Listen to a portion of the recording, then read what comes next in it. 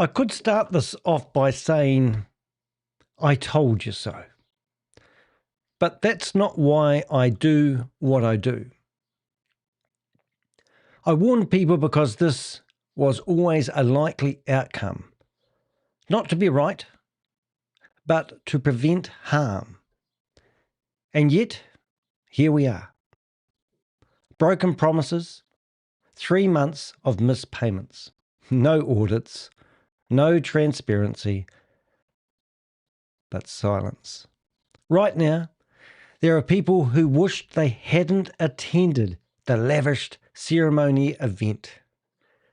People who posed for photos, shook hands, toasted success, and ignored every warning sign, while others were already being deprived of money they depended on.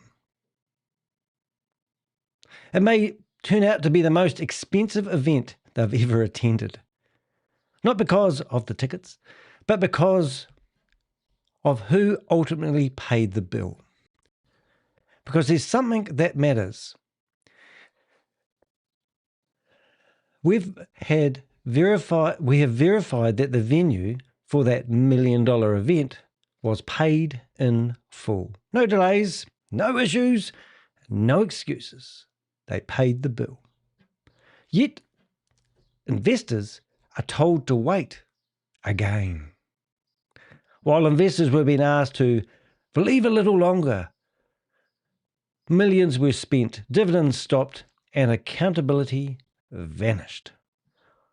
Audits that they promised never materialized. Payments that were guaranteed never arrived. And instead of answers, a newsletter.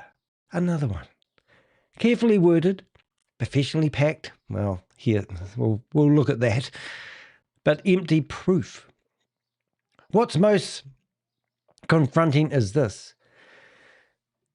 People are only asking for help now.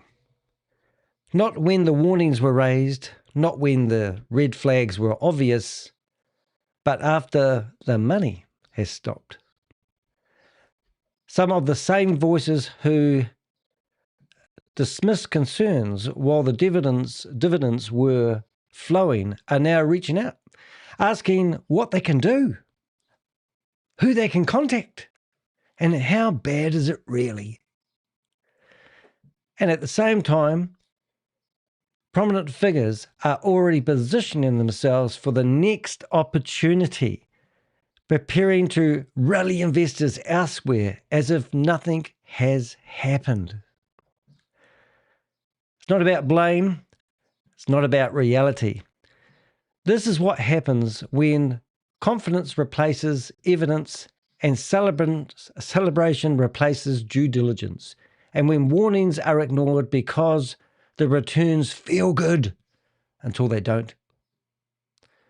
If you're watching this now, it's because the story has changed. The music has stopped, and the questions are no longer avoided. Look, I'm Danny DeHeck. I'm an investigative journalist based here in New Zealand, and I stick my neck out and throw myself in front of the bus for others' peoples. I'm self-funded, so if you haven't grabbed a cup of coffee, please use the link in the chat room and support me where you can. I often get criticised for asking for $5 when saving people from $1 million investments. But I'm not here for the money. I'm certainly not a millionaire. And I appreciate any donations that you may be able to give me to keep the wolves away from the door. And if I do miraculously make millions of dollars from being a YouTuber, I probably won't tell you, but there will be signs. Now, we have got a pretty ultimate blog. If you haven't been on my website before, we've been following the sagas and exposing Goliath Ventures Inc. They even have a lawsuit pending in Florida, even though I'm a New Zealander and they're out of jurisdictions. It's going to be interesting to see that be tucked away. Just saying. However, it gets pretty serious when they bribe you with $150,000 to shut up and then come back for another go and offer you a better bribe, which I wouldn't even listen to. But that's the type of people that I've been dealing with Goliath Ventures. And now we've got evidence. There is one thing I do want to show you guys which really disgusted me when I found this one the other day. If you do go to my YouTube channel and you do go to my shorts section, you will see there is a video here of Christopher dancing with Jason Derulo. Allegedly, that seat that he stands in, or that platform he stands on, would have cost him $30,000. Approximately. We don't know for sure, but that's what we assume it would cost to be there. Go and watch that video. Get yourself a bucket, because that's where your money's been going. The next day, or the next evening, is when he played at Christopher's event. We can also see Christopher here standing at the gates of the White House. He's been schmoozing with all the people you can think of. If you go to my website and click on Goliath Ventures, you will see a page that will look like this. And in here, you can read the whole sagas from A to Z. We've done 24 articles at exposing Goliath Ventures. And it's only now that people have realized they're being duped. If you come down to the bottom, you can see photos of him shaking hands with Kash Patel, yes, the head of the FBI. There's other influencers he's been schmoozing with over the years, and everyone's gone remarkably quiet at the moment. Perhaps, these are the cars that you guys have been paying for, unfortunately, and this is not Christopher. I believe Christopher's just a puppet on the string. The guy with the glasses next to Christopher here, well, he got sentenced to 2 years in prison. For some reason, he was given his passport back and allowed to go to the United Arabs, UAE, to do some business and haven't returned. But these people, including Nick, were all involved with my liquidity partners. And our investigation has shown that that is a copycat scam.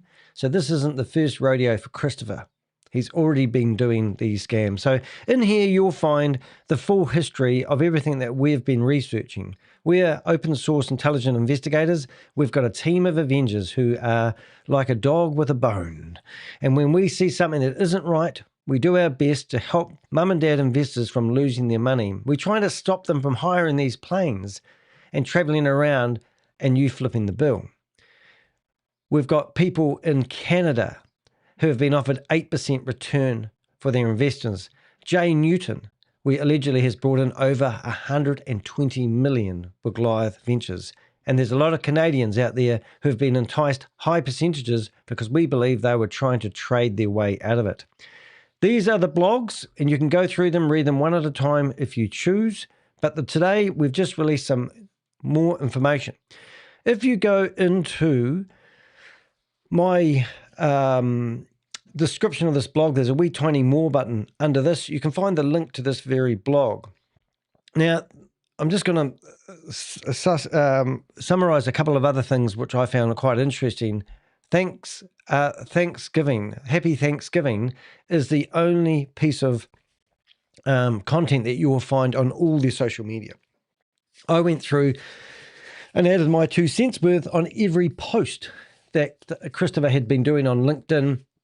And since then, they have now removed all their social media posts and they have one post, and that's why we've got that picture. But as you can see, Goliath Ventures is going up in flames, and there's no Steve Davis there and his crew putting out the fire on this one. Unfortunately, they've gone after communities like firefighters, policemen. Well, I wouldn't call Tomo a policeman. And they've even been kicked out of things, even been kicked out of Andrew Tate's, what do they call that? The war room, we've found out. But anyway, as you can see, a lot of people have actually been hurt. I'm not taking the piss out of anybody. I've actually been here from the start saying to people, we're trying to help people from getting burnt. Unfortunately, a lot of people are saying, are you sure it's a scam? And obviously it's very clear it's definitely a scam, and people have been duped and promised things that haven't been delivered, even though they have claimed full transparency. Now, I'm going to try reading some of this. I'm very dyslexic, sometimes I get it wrong. But the week the partners of Goliath Ventures were told that distributions were imminent, specific dates were given, confidence was rejected, and assurances were repeated. So we've received a new newsletter, which I'm not going to read because you guys can read it, but I'm going to give you a little bit of breakdown about my open source intelligent investigation. This newsletter was very poorly written. And I'm not knocking ChatGPT because I do believe that this was written with ChatGPT. It is a crock of shit. It doesn't make any sense. It doesn't actually say anything at all. And it doesn't address any of the previous newsletters that we received. Even though if you go down here and read the promised payments of the 15th and the 18th of December newsletter, it is completely different. And obviously, Christopher's writing these newsletters himself. I would guarantee that Chris is sitting there with a laptop on his knee trying to use ChatGPT. Well, I am an expert at using ChatGPT for my investigations. This newsletter that you see here does not make any sense at all, and it's just a exit strategy. Now, we've been watching their newsletters pretty close. This newsletter was not connected to their new mailing list. This is still open. If you click join, so if you're on this newsletter and you received it, you can actually go down to here and you can click on view in your browser. And when you click view in your browser, you can click on past issues. When you click on past issues, you can actually see the issues in this group of newsletters. If you go to the one they started when they did the 15th to 18th payment promise, they started up a new mailing list. If you went join mailing list, you can see that this newsletter is still active and you can actually join it. If you go back to the original mailing list, the one where we intercepted all their correspondence to all their investors, you can come through here and you can click join the mailing list and you will see that this one is old. They removed that mailing list and they've been deleting and scrubbing their social media as they go.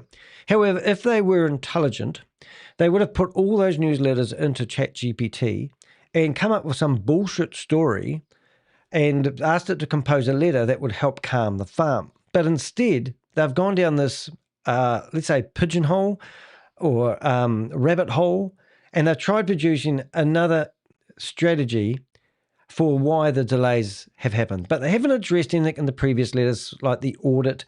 They haven't mentioned anything about the fantastic party that they just had. They haven't mentioned anything personal. It's very unhumanized. So that's my 2 cents when on the breakdown on the letter. You can go to my website. You can download the letter from my own website, tehec.com, which is protected by Google Project Shield, who looks after journalists who have the truth to be told stories. So those payments never arrived. No crickets. Now, we were getting told that each executive was told they had to set up their own LLC companies. Each LLC companies would be paid by Goliath Ventures, and then those individuals who are now told they were business owners were to pay their downlines. So in October, November, and December, people were getting paid. Some people were getting paid. Just coincided with the big crash of crypto, which will probably be another excuse they're using, even though they've had independent audits from Matt Burke telling that 115% of all investors' funds are secured at all times. That's what they said in 2024, and we have the video to prove that. One other thing, going back to my YouTube channel, if you go to videos, the best one, if you're just sort of catching up with this, the best video you want to watch is this one here with Matt Burke and Piers Curry. Now, Piers Curry has put everything into Goliath Ventures, and he was hoping to withdraw the money to get his new house. So if you know Matt Burke and he's living in a new house, you can guarantee that you will know that he actually managed to get money out of Goliath. Now, Matt Burke, we've got some interesting information. We have found him actually working with another company, and we'll have that in the newsletter. But that is the newsletter that you want to go and have a look at. I kid you not. Right, so let's get into it. So payments never, what followed was not transparency, but silence and a lengthy operational update, which I've just shown you. Newsletter that attempted to reset expectations without addressing core failure, promised payouts that didn't happen. Instead of providing first-party evidence, trade data, and verifiable performance metrics, the update relied on generalistic language, third-party examples, and future assurances, while avoiding the most basic question investors were asking in real time. At the same time, Goliath showed no visible. I have to read. I'm going to get the computer to read some of this paragraph. Sorry. At the same time, Goliath showed no visible difficulty spending millions on a luxury promotional event, even as partners were told delays were merely administrative. Yeah, so we heard rumours that event with Jason Derulo there was $5 million, right? So no problems doing that expenditure, but no fun paying out a few $1,000s to a few smaller investors or the big whales who would have been receiving potentially hundreds of thousands of dollars. One investor we know invested $15 million, and he was in the medical profession, and 16 other people in the medical profession also invested millions. 15 million? How much would you get if you invested 15 million? Well, he got $2.8 million back, and then he felt nervous, withdrew the money. And now he has $17.8 million. He knows it's going to be clawed back. He's a bloody good guy. And we've heard rumours that Christopher has been threatening him with legal action. In fact, if you go to Orange County, you will see that they have tried to sue me as well for I don't know what it is actually, defamation and harm to the business. Well, hopefully we've managed to stop more people from getting done. But anyway, go and have a look at Orange County, search for Danny Heck, and you'll see the documents and you'll see all the stuff that they've been doing behind the scenes. Can't tell you all of it, but that hasn't stopped me from telling the truth. After the party ends, the music stops. Reality has a way of surfacing. The blog documents. This blog documents what was promised, what failure occurred, and what expectations, is that right?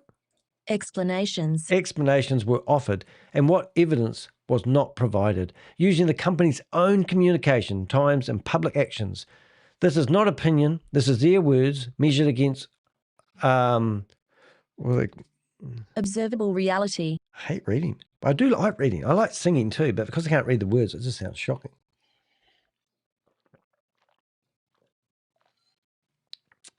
Well, I'm reading the chat room, and the comments are lovely. Thank you, Crypto G.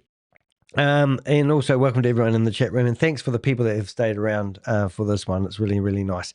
If you don't know who Crypto G is, he's one of our main people who track where crypto goes. So if you do have any wallet addresses or anything like that, please reach out to me on my website. You can go to here and you can go to the Contact Us button. And when you go to the Contact Us button and click on it, you'll see that we have a form where you can fill out things anonymously, and you can actually, tell us the crypto address that you might have paid the money into. We haven't got too much from their crypto addresses because even though they were a crypto company, they weren't doing much on the chain. Unfortunately, it's a straight Ponzi scheme in my opinion. Yes, anyway, promises, payout dates that were quietly abandoned. That's a favorite word. Only weeks before the newsletter was released, Goliath Community stated that distribution would be paid in the 15th and 18th of December. Now, what's really, really bad about that, I put this paragraph on the last thumbnail of the last video we did, but listen to the very first paragraph of this newsletter that was released on the 2nd of December, I believe. And that was, actually, why don't we check that because we've got it right over here. 1 minute, please, caller. So this was sent on the 12th of December, I believe, just before they had the party to calm the farm. And then they were telling people on the 15th and 18th they would be paid. So let's have a listen. First, the headline you've been waiting for. We're fully back to our regular rhythm, and December 15th to 18th cycle will include everything owed to you. October catch-ups, November payouts, and everything moving forward on the normal schedule. So just imagine saying that to somebody and then releasing this new newsletter. So that was on the 12th. Now the new newsletter has come out on, hold on a minute. Oh, no, American dates are different. I apologize. I was correct. It's the 3rd of December. They held the party on the 12th of December. And then they were telling people on the 15th and 18th that would be receiving normal payouts with no drama. However, the new newsletter was sent on the 18th. So this was the day that Christopher was on the plane going back to Dubai. Now, I know what you guys are thinking. Why don't they arrest him? Well, I was hoping for that as well. I've been yelling at these people who are in government, asking them to quickly arrest him before he leaves the country.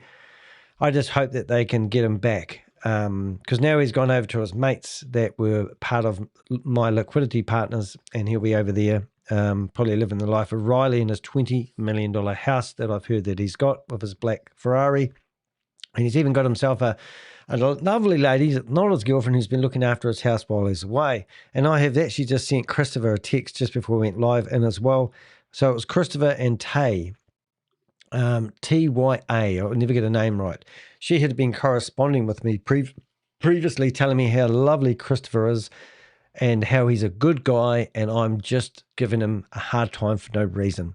That's what she told me, but it didn't sound like her speaking. In fact, we had correspondence from informants who were telling me they've been seeing photos of her not looking in good health in WhatsApp groups. So all sorts of things that we can't really deliver facts on, but things are coming to the top that now we can start giving you guys a little bit more information. All right, so those dates came and went. The operational update, there it is. No acknowledgement of these promises that were made. No explanation why they were missed. No accountability for resetting the expectations to January. So October, November, December, and now January. This is an exit strategy. We see it time and time again. Hey, nice to see you here. Still no payouts. Shocking. That's right, Ponzi Patrol. Hey, Ponzi Patrol, I want to bring up something that you inspired me to do. Now, Ponzi Patrol is another person similar to me. I've turned it on, but my graphic won't come up. But I actually have a graphic, a new overlay that says Ponzi Patrol. But because I moved the image directory, it won't pop up. What a shame. Anyway, let's get back on target. So nice to have you here in the chat room. Thanks very much. And also, Microsoft Certified Trader, you're a very good supporter of me, and thank you very much for being here. Missed deadlines are one thing. Pretending they never happened is another. That alone represents a serious breakdown in credibility. Now, how are you feeling about Christopher now, guys? Do you really like seeing Christopher having a good old time? I mean, let's just bring up this here and tell me how you feel. I won't play the music, but this is Christopher, and we reckon he's paid $30,000 to stand next to Jason Derulo. And here he is. He can't even afford buttons on his shirt. And if you watch this long enough, it gets a bit more sickening. So he's like, I don't know, how old is he? Is he 35? And he's moving and grooving with Jason on stage. Oh, it's not very good quality there. It is actually better. But all their social media has been scrubbed. There he is. Look, he's punching him like they're best mates. Oops. But you get the idea. So, how do you feel about seeing that? Lavish spending while claiming operation delays. At the same time, partners were told distributions, what a funny word. Distributions were delayed. Goliath Ventures hosted a large, high production event, widely reported by attendees that would have cost millions of dollars. We expect $5 million. There were no visible signs of restraint. They weren't trying to budget. There was no scale-back production. There was no cost-saving messages. It was full noise. Platform experience. I'm going to have to read some of this until I get my flow back. A platform experiencing genuine operational or infrastructure constraints does not simultaneously delay partner payments while spending heavily on branding, optics, and events. We've just been looking at some other footage this morning, and we see these people, influencer style investor companies. They have these lavish cars, aeroplanes, flash clothes, the whole 9 yards. And we've seen the same thing with Goliath. They've spared no expense at running these this event. I can't read some of this. This contradiction raises a fundamental question. Why were promotional activities prioritized over financial obligations to partners? So we'd like to thank people who give us intel. And the next part of this blog is actually wanting me to thank somebody directly who's watching this. The event was paid in full.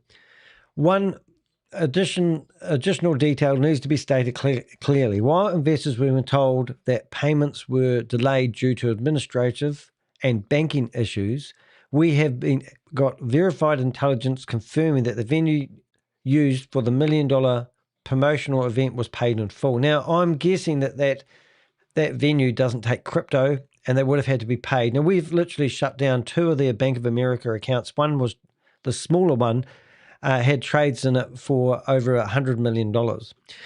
There were no delays, no communications, and no issues when it came to settling the bill for the event itself. So no one's owed any money as far as we have. If we have got that wrong, we would love to hear from the venue.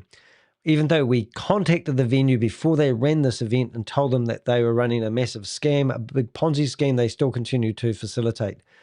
That that distinction matters. It shows that when it came to a luxury, I'm just going to read that, it's going to do a disaster. It shows that when it came to luxury, optics, and celebration, funds were available and obligations were met promptly. When it came to investors waiting on promised distributions, the explanation suddenly became about patience, infrastructure, and timing. Amazing. Just heard news to hand that one of our Avengers actually is in Florida at the moment. How about that? This is not an alligator. It's documented. I'm quite excited about this blog. I've done a lot of work on it. I couldn't sleep last night. I actually woke up at about 12:15 at night and decided to put this blog together. I went back to sleep about 5 o'clock in the morning. But this blog's actually really good. It's sort of like I had a lot of loose ends of information that we sort of wanted to put together and deliver to you guys because you guys are seeking answers. And even though we're working with governments and giving them intel, we're still in the dark a lot of the time. If you've ever dealt with any government agency, they don't feed you information, they suck information. I were meant to have a meeting with one of those agencies because I wanted to know how the Avengers managed to shut down one of their bank accounts, the Bank of America bank accounts. But we got crickets after we arranged a meeting. So we're still waiting to have that meeting, but we do believe stuff is happening. Just can't tell you everything I know, but every time you feel something that might happen, you get excited, just like you guys are. You want justice, don't you? I hope you do. This is not an allegation. It is a documented contrast, and it raises a simple, unavoidable question. Why were event vendors paid without issue, while investors were asked to wait again? Yeah. So, and that's what we've found all the way along. The executives or the people who were meant to be paying down the chain, the people in the, let's say, in the romance circle, they were all getting paid. And then their job was to pass, they were told, and they were getting angry. Like we know that Vince has left. He's been scrubbed off Goliath Ventures' website. We've seen that Vince Gratta, he also has removed everything off his, he's scrubbed Goliath Ventures from his website. Now, he's a Canadian guy. So we know that those guys were also, they claim, I have heard, they claim that they're in the same boat as other investors. That's Casey. I've got the name. It will come up in here.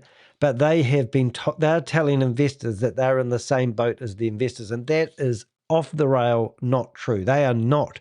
They were actively promoting.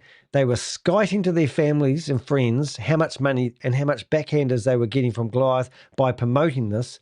And now, and they've been buying, look at Alex, who's just bought himself a 350,000, or maybe he's renting it, Lamborghini. He's a fitness trainer. Chris is a fitness trainer. He left, come back, and now he's driving a $350,000 Lamborghini. How many fitness trainers would be able to invest enough money to spend $350,000 on a Lamborghini? No one. That's the answer you're looking for. So all these guys have got these backhanders from Chris. They've invested in property. They've invested it, put it into crypto, and they've hid that money. And now they're telling you that their investments, and they're in the same boat as you. That is a load of poos and wees bullshit shit that they're telling you. They are not in the same boat as the investors. Do not let these guys pretend they are victims. And this is what I see day in and day out. I'm not going to stand for it. Banking excuses that do not match crypto payment models. Now think about this newsletter. If you read this stupid newsletter, which I don't even want to entertain, they're telling you they've got banking restrictions. This is a company that has been taking money in and out of their own corporation using crypto. And all of a sudden they're blaming banking restrictions and probably blaming me for shutting down their Bank of America accounts. Or the Avengers. I'll say me, but it's always the Avengers that help me do this stuff. One of the most glaring inconsistencies in the newsletter is its reliance on explanations involving Traditional banking infrastructure, wire transfers. Do you know the real sick thing? institutional banking coordination. Now, what we've realized, well, we should have watched this video. If you go back to, where is it? If you go back to the original video, oh my goodness, what am I doing here? Hold up, 1 minute, please, caller.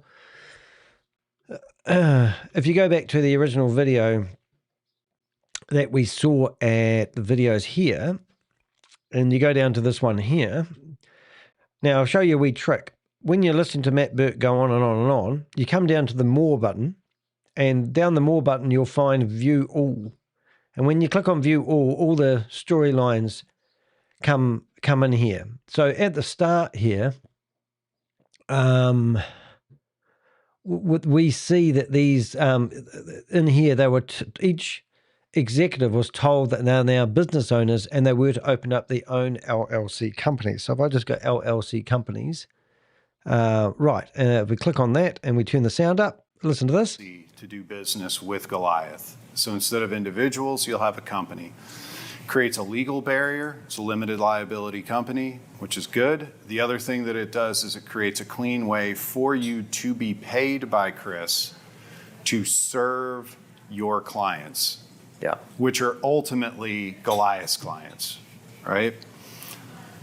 In servicing them in this structure, it sidesteps a bunch of regulatory stuff that de facto turns Goliath into a fund. Goliath is not a fund, so we want to avoid that language. But this video here is, if they played this in a courtroom, they would all be locked up. It is the most breathtaking video ever. They have tried doing copyright strikes to get this removed, all sorts of carry on. But this here tells you that this is a lie, because the money is actually not coming from Goliath. It's coming from the people that your sponsor. So don't pretend your family friend's sponsor is your friend. He'll be sweating at the moment. And that's what you really need to pay attention to. So their letter is a load of hock shit, poos and wheeze. Payments, crypto payments do not require legacy?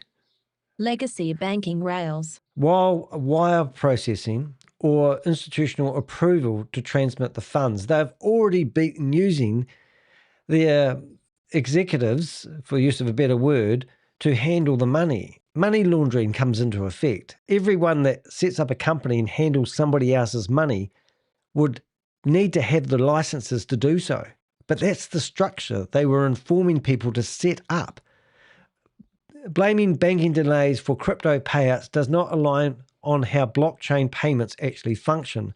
This mismatch suggests either misdirection or reassurance over accuracy. Oh, God, I don't like reading. Reassurance over accuracy. Either way, trust is undermined. A long letter that explains very little. That's what we've come down. The letter was polished only because it was written with ChatGPT, professional and lengthy, yet I'm just going to read this whole paragraph because I hate my life. Substance is conspicuously absent. There is no clear explanation of where partner funds are currently held, what specifically prevented payouts, whether reserves are accessible, what concrete milestone must be reached before payments resume. Instead, readers are presented with broad phrases such as administrative timing adjustments, institutional grade solutions, and emerging financial infrastructure. Length is being used in place of clarity. It's just stupid. It is the dumbest newsletter I've actually read. And I think it's a slap on the face to everything that even Chris is about, because surely he can do better than that. But he would have given up the ghost I'll tell you a personal story because I like personal stories. I was what I thought happily married.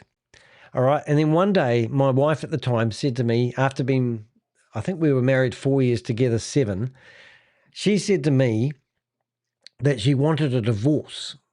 And it hit me like a ton of bricks because I knew my marriage wasn't fantastic, but it hit me like a ton of bricks to the point where I ached all over. I went to the doctor and said that my wife at the time, Rachel, wants a divorce. However, I physically feel shattered. And the doctor gave me some pills, told me to go off and sleep it off at home. I look out the window and my wife we had a 40 by 40 jumping arena and she was riding around in the arena like she didn't give a care in the world. And after, understanding psychology a lot better, my wife had spent 8 months, trying to build up the courage to tell me that she wanted to be friends with me but didn't love me anymore and wanted a separation.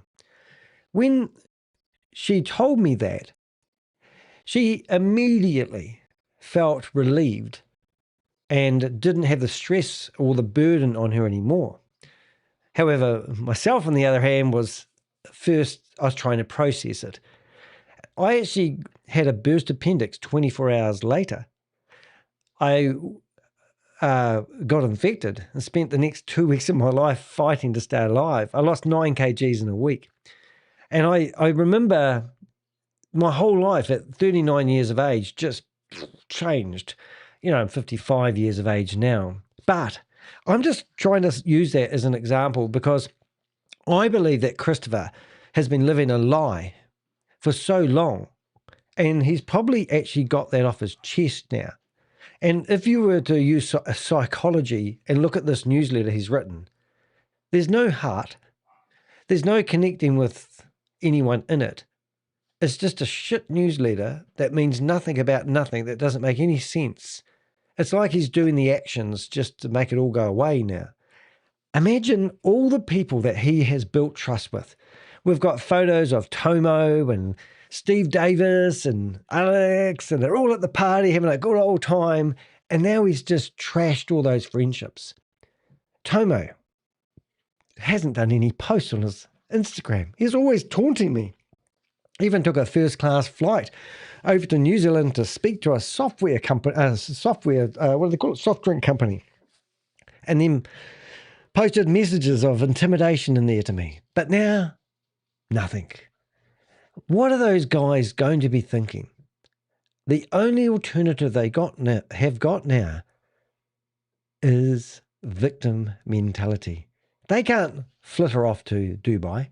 Tomo said about 6 months ago that his 6-month plan is to be living in Dubai, and he's been going back and forth there, and I actually think he's there now. But the others, they're stuck in America. They're stuck holding the bag. They've just had a big party and worshipped Chris like he's the god of crypto, and now he's just dumped it all on their laps. Now, this whole thing was all about brotherhood, wasn't it? And about staying in the circle, staying strong, Goliath strong. Go check out the hashtags. Third-party data used as a substitute for proof. One of the most telling aspects of the operational update letter that's pile of shit is what it attempts to prove and what it avoids proving. Rather than proving first-party data showing Goliath's own performance, the letter relies on third-party industry statistics. Nothing to do with them.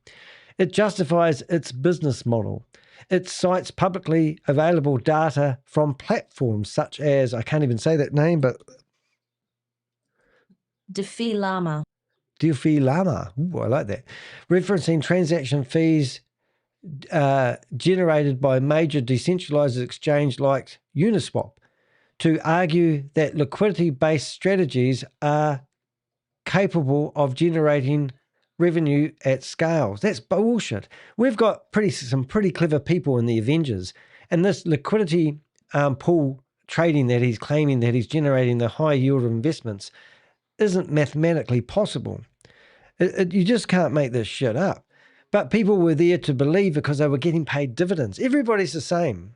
Somebody tells me, oh, I tested the waters. I got paid, so it's legit. And I go, they do that. That's how it works. They string you along. Imagine, give them $100,000. They're going to give you $60,000 return if you let that compound in a year. That's unheard of. But then what they do is or you could get your dividends paid out monthly. And they drip feed you your $100,000 back in $3,000 lots. How many $3,000 go into 100? That's how long these schemes work. You can work it out sometimes. And also, the person that referred you into it probably got 10, 20% of that money as well. Or they got told that we'll just give you a higher percentage of dividends. But don't take the money out. No one disputes that large decentralized exchanges generate fees. We know that's possible, but not the fees that they claim. The question partners are asking is not whether Uniswap makes money, it is whether Goliath Ventures is generating revenue in the way it claims. There's no proof of this. And they've also done crypto mining as one other major thing that they claim that they have brought money in. There's no proof of any crypto mining. If you go to their website, right, and this one-page WordPress website with Christopher on the homepage, and what do? Blockchain technologies, liquidity pools, and Bitcoin mining. Anybody in Goliath, please help me out here and tell me where their mining farms are. It's easy to say this now. And look at their accomplishments. It's just a load of crap. And down here, you've got Christopher Arias, the man of the moment. He's the hero. He's been the hero for ages. This golf course that they're on, don't even want them in there anymore. Chris's $8.5 million house backs onto this golf course. I know the golf course will not give him a membership. They don't want him in there, you know. And there we go. There's a picture of Vince. There's a picture of Steve Davis, Tomo, brothers. These are the people that stole your money. James, yes, James. I think his whole family's got passports now. Why have you all got passports, guys? You're going on holiday to Dubai. Here, these charities, some of these charities that we reached out to, one of them said they never received a payment from Chris. And then we got an email about half an hour later and said, we did find one. They donated $300 to one of these charities. Only 2 of these charities have responded to our email asking, do they realize that Goliath Ventures is a large-scale Ponzi scheme and scam? But in the meantime, they claim that Goliath Ventures Inc. donated $1 million over the past year and $4 million to charities. Why do you think he did that? So he could get in with their circle of friends. What about the Rolex people? The Rolex people selling their databases to Christopher so that he could go and get their rich circle of friends and start networking with them. Chris is great at networking because he gives money away. And look at this now. These are the people. Look at this. Alex, he's a fitness trainer. Vince, he's a realtor. I've forgotten that, guys. And you've got Money Mike, Tomo. These guys aren't executives. They're not executives. These are tradies. They're not running a $500 million company. These guys here, and all this money that you were handing was going to a bookkeeper. Oh, look, I've done this in the past, but let's stay on focus. If the model was functioning as described, the most direct form of reassurance would be first-party evidence. Actual trades.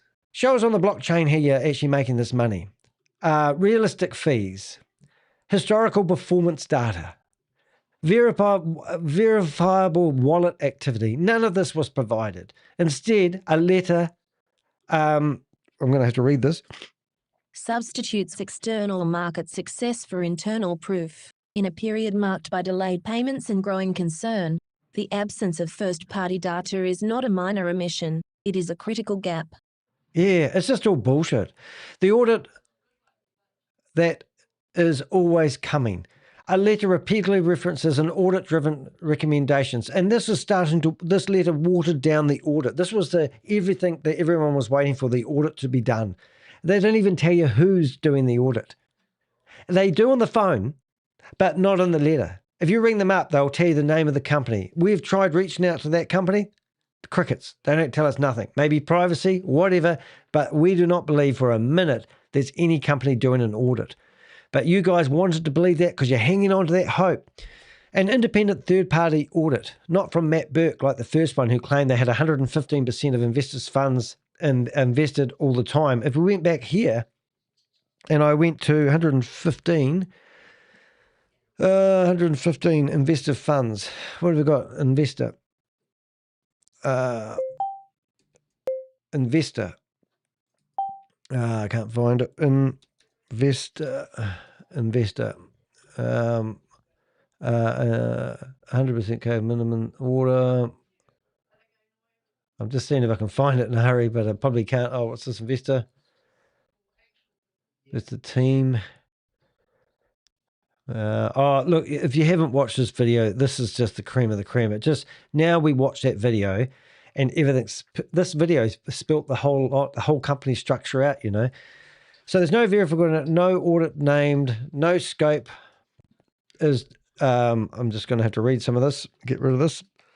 No scope is defined. No confirmation is given that funds themselves are being audited. Audit pending is a familiar narrative in distressed platforms. Until an audit report is actually released, this remains a promise, not evidence. So you can imagine if you wanted to calm the farm, you haven't paid people for 3 or 4 months, and all of a sudden you're getting this audit done, you're using it as an excuse. Wouldn't you at least give a bit of transparency with the name of the person that's doing the audit?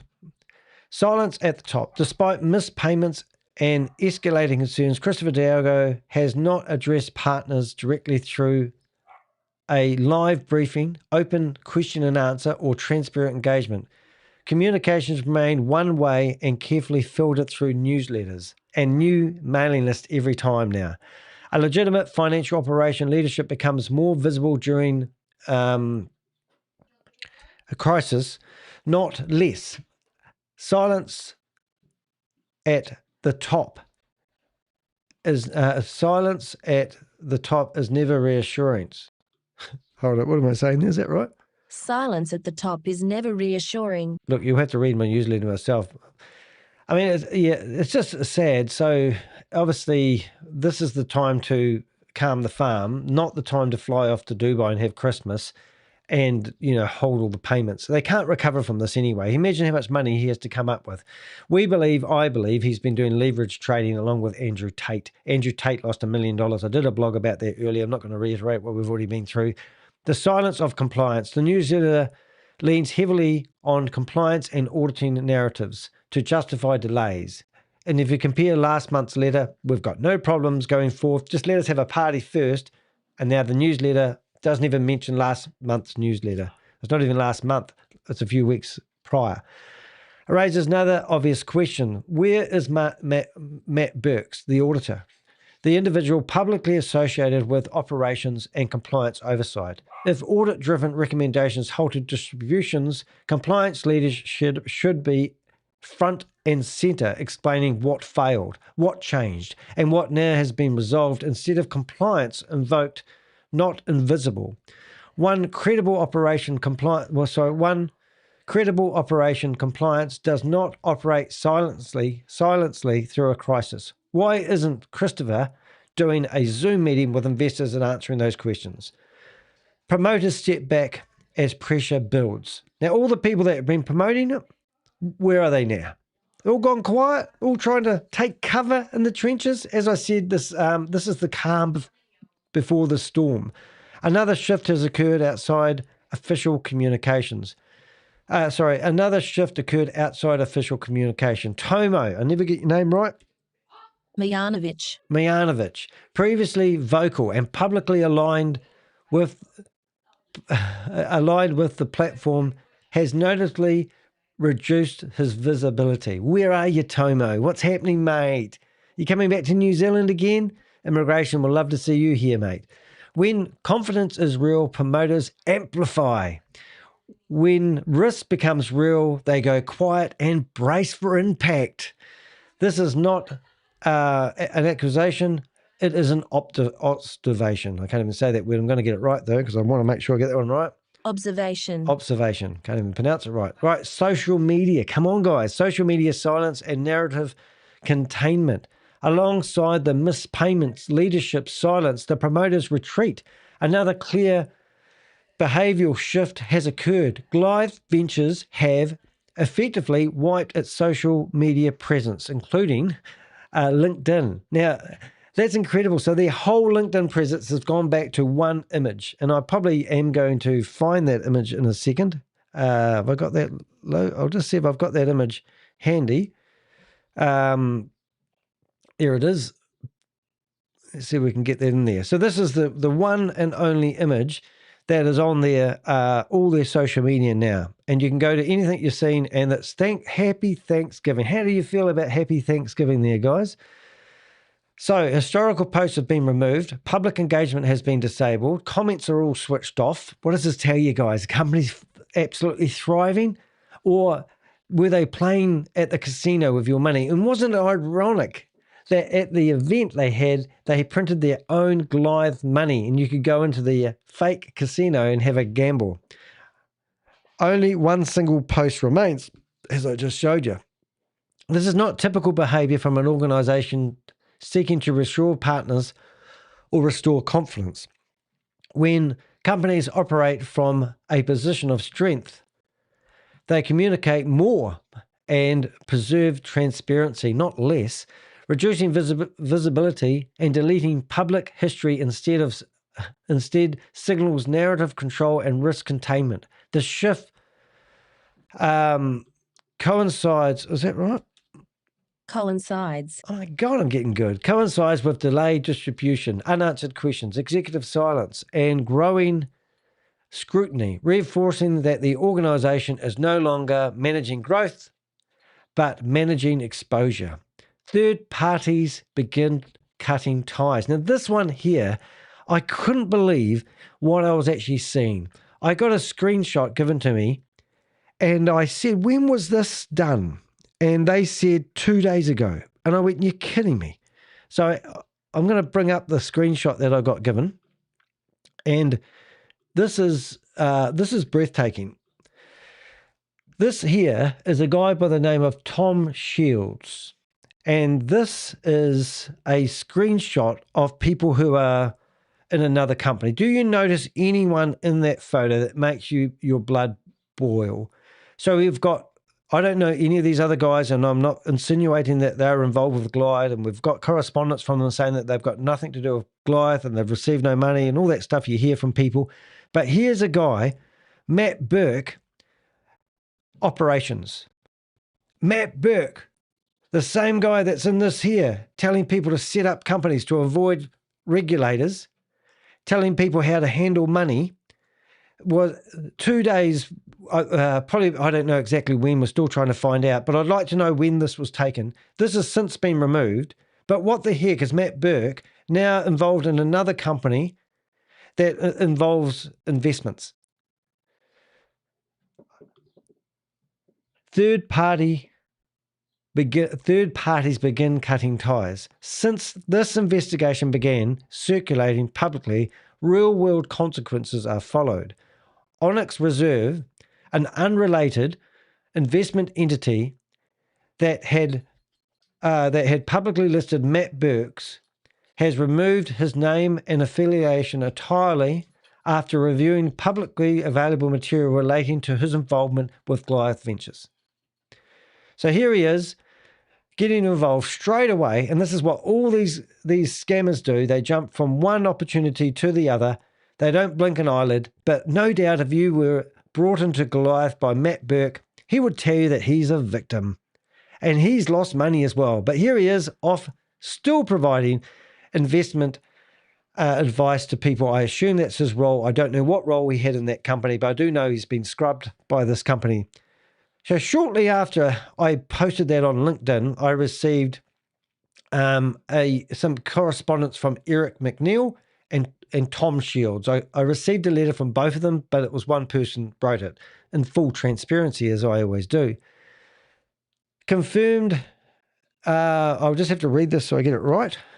Confirmed direct outreach, internal due diligence, and immediate distancing. They stated that no funds had been sent to Matt Burks or Goliath Ventures and that continued association posed reputational risk. Yep, so they removed him. Third parties do not take these steps lightly. They act when it becomes real. So if you're still sitting here thinking that Goliath is the real deal and you're now starting to talk to your family that's been warning you, just bear in mind there's actual other companies out there who are distancing themselves from the Goliath Ventures boys now. Investor settlement has shifted. Behind the scenes, the mood has changed. Investors are comparing notes, and that's what we're going to help you guys with. Preserving screenshots and communications. Why? I get it all the time. People come to me and they go, oh, I've invested. I was making great money. I took out dividends. I made like a lot of money, but I never took it off the platform.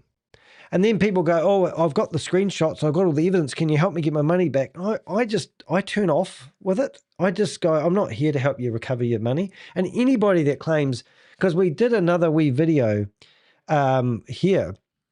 If we go back to my YouTube channel, I try to put as much information as I can on the internet. But if you go into my shorts, you'll see that yeah, the drums, they swing low. I put the background music, but these are all screenshots of companies. If you search hashtag Goliath Ventures, and this is why I don't believe, it's a long-winded story, but I'll just tell you what I'm thinking. I don't believe Christopher is the person behind the scam. I believe that he's a puppet on a string. Every time one of these companies go down, I see these posts going onto social media claiming that it can help you recover your money.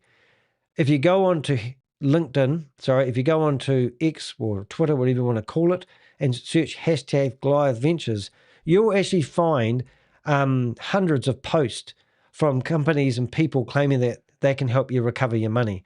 This is a telltale sign that there's so I've been to these seminars where they've had the human trafficking compounds in Myanmar, and I do believe a lot of these scams come out of those compounds. I've had a lot to do with the Pakistani people who are fighting.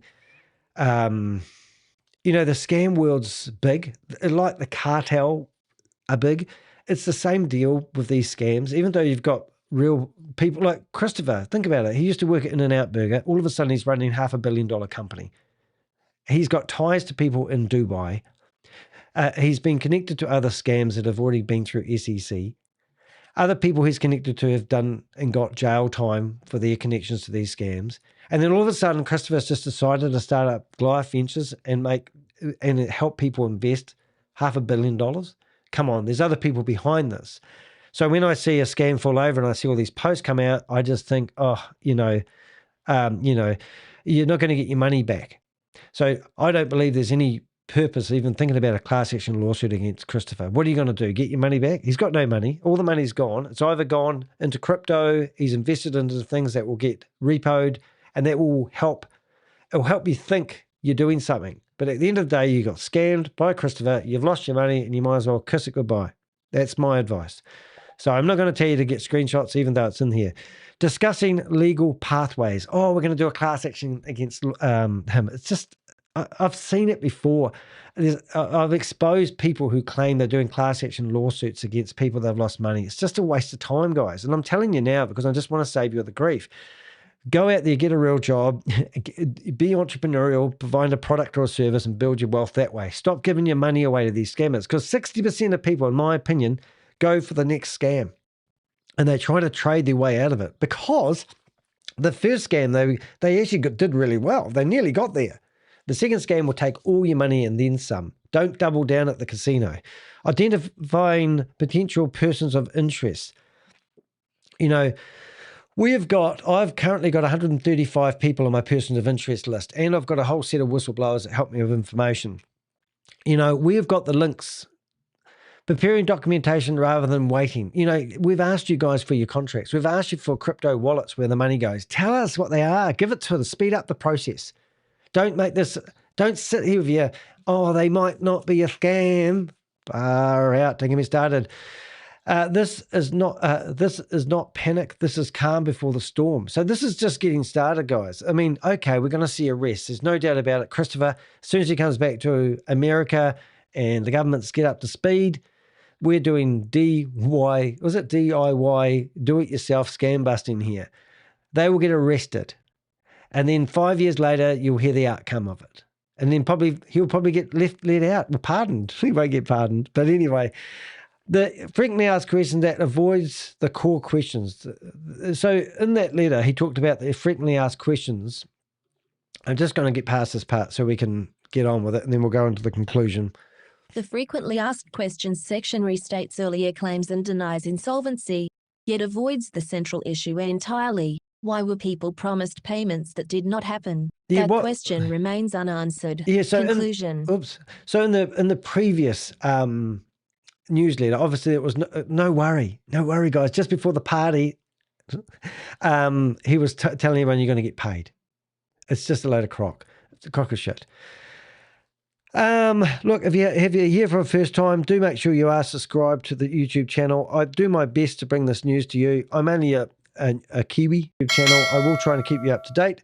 And I always say to people, if you have subscribed to my YouTube channel, I like to give back. And I've got a lady, she doesn't earn very much. Her name is Sadie, and she will clean the screen on your computer free of charge. Thank you, Sadie. She's done a good job. Go back under the desk. Thank you very much. Really appreciate you being here. Alrighty. So, and also if you do want to help support me in any which way or form, please do think about buying me a cup of coffee. It does seem silly asking for a $5 cup of coffee when I'm trying to save people from losing millions. But that's reality, is people think that I make my money from a YouTube channel. I actually support myself by doing drop shipping. I teach people how to set up and run and manage drop shipping websites. But I usually spend about 70 to 80 hours a week gathering information and putting together information, helping people save from getting losing their mum and dad's inheritance and the like. And I've got some really sad stories on my books, guys. And I don't want you guys, I want to help you guys. I want to prevent you from getting scammed again. I want you to listen to the red flags. I want you to reach out to me. I will review any opportunity. We're currently just started a major investigation on something else, which we can't tell you. But we really work hard. I've literally got a team of 8 people in a room at the moment gathering intel on something else we suspect to be a scam. And we have got amazing people helping us. So let's do it ourselves. Let's fight these scammers. Let's create, what do we call it?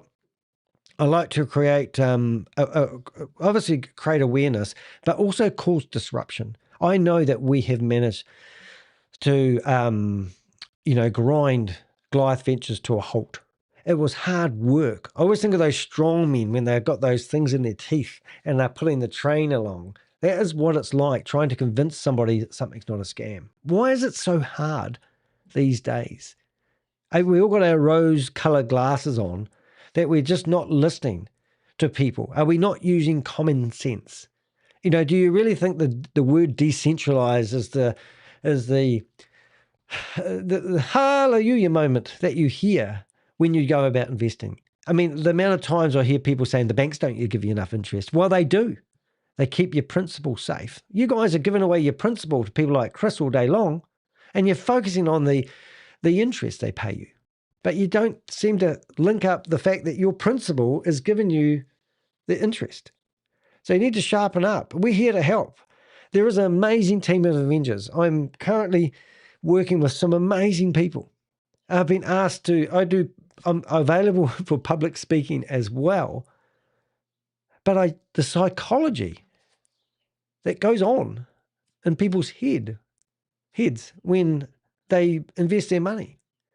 Do you really think a guy that flies around in Learjets, bought $4 million worth of vehicles, spent $1 million entertaining the girlfriend in the last 12 months, bought 5 houses in Florida, 2 houses in Dubai, is really spending your money? And when crisis happens, and all of a sudden he loses all his money because crypto died at $380 billion in one day, biggest crash ever, hangs around with people like Andrew Tate. Andrew Tate doesn't even want Goliath boys in his circle anymore.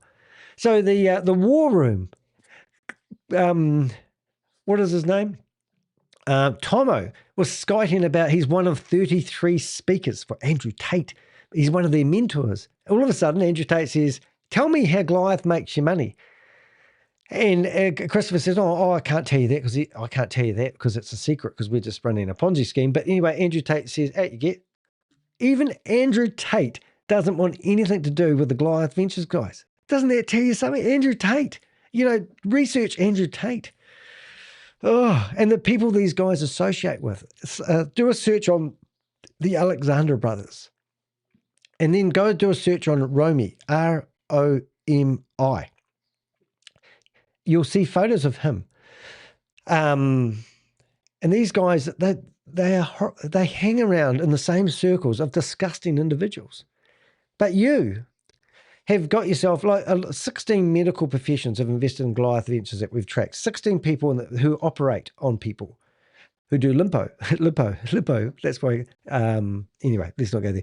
But what I'm getting at is these are professionals. These are normal people, but they've entrusted their money with guys that want to spend $100,000 on alcohol in one night or blow $5 million on an event. And you think because they're so party boys and they've got all the flash cars and they're flying around in the jets, that you're going to give them your savings and let them invest on the most volatile industry ever, crypto industry. That's what they said. Christopher was taking your money and investing it in some amazing thing that was going to generate he's given away over 8% per annum. Per month. 8% return per month he's offering people in Canada. 3% for people that invested $100,000. 4% if you give them $500,000. And you're giving it to Christopher because you want to believe that he's a good guy. There's no proof. There's no proof of an audit. There's nothing. Nothing, guys. Why would you trust him? And then people criticize me because they think I'm trying to make money out of a YouTube channel. I'm lucky if I get 200-300 views on a video. But boy, I always say there's a small group of Avengers with one mighty voice. And that's what we've got. And we will dig. I have put a lot on the line to go after these Goliath Venture guys for you. I have been threatened, face to face, threatened by Goliath Ventures people. And I've got video evidence of that, which I can't show you. Face to face, people have threatened me from Goliath Ventures. You know, they've filed a lawsuit against me, even though they don't have jurisdiction. I've had to defend myself. I've had people willing and offering to help me financially to fight those cases. You know, like, this is big for me, but why? Why do I do it? I won't say my partner, but I just did. She says, where do you get the strength from to go after these people? And I go, I was brought up in a religious cult. You know, 2 people in my family died by suicide because they couldn't live up to the expectation that religion put on them. And when I started going after these scams, people were dying by suicide as well. People will lose everything. So if you have put everything into Goliath Ventures, no doubt you are feeling like shit right now. So reach out to us. I'm not your enemy. I'm here for the investors. I'm here to help you. I don't want Christopher to buy another house in Dubai. I mean, Christopher right now will probably be waking up at 11 o'clock in the morning thinking, should I take the Ferrari for a drive around Dubai at the moment? The bastard guy that just shook your hand, got your selfies all at this event, is now run away with your money. He's not even calming the farm. He's writing stupid ChatGPT letters that mean nothing about your investment. And you're going to live on the hope that he's going to come good for the money. I feel for you. I just don't understand the mentality. I'm not a psychiatrist, but I'm watching you and I'm thinking, what drives you to think that Christopher isn't full of shit? What's my motive? Why am I doing this for? Come on, guys.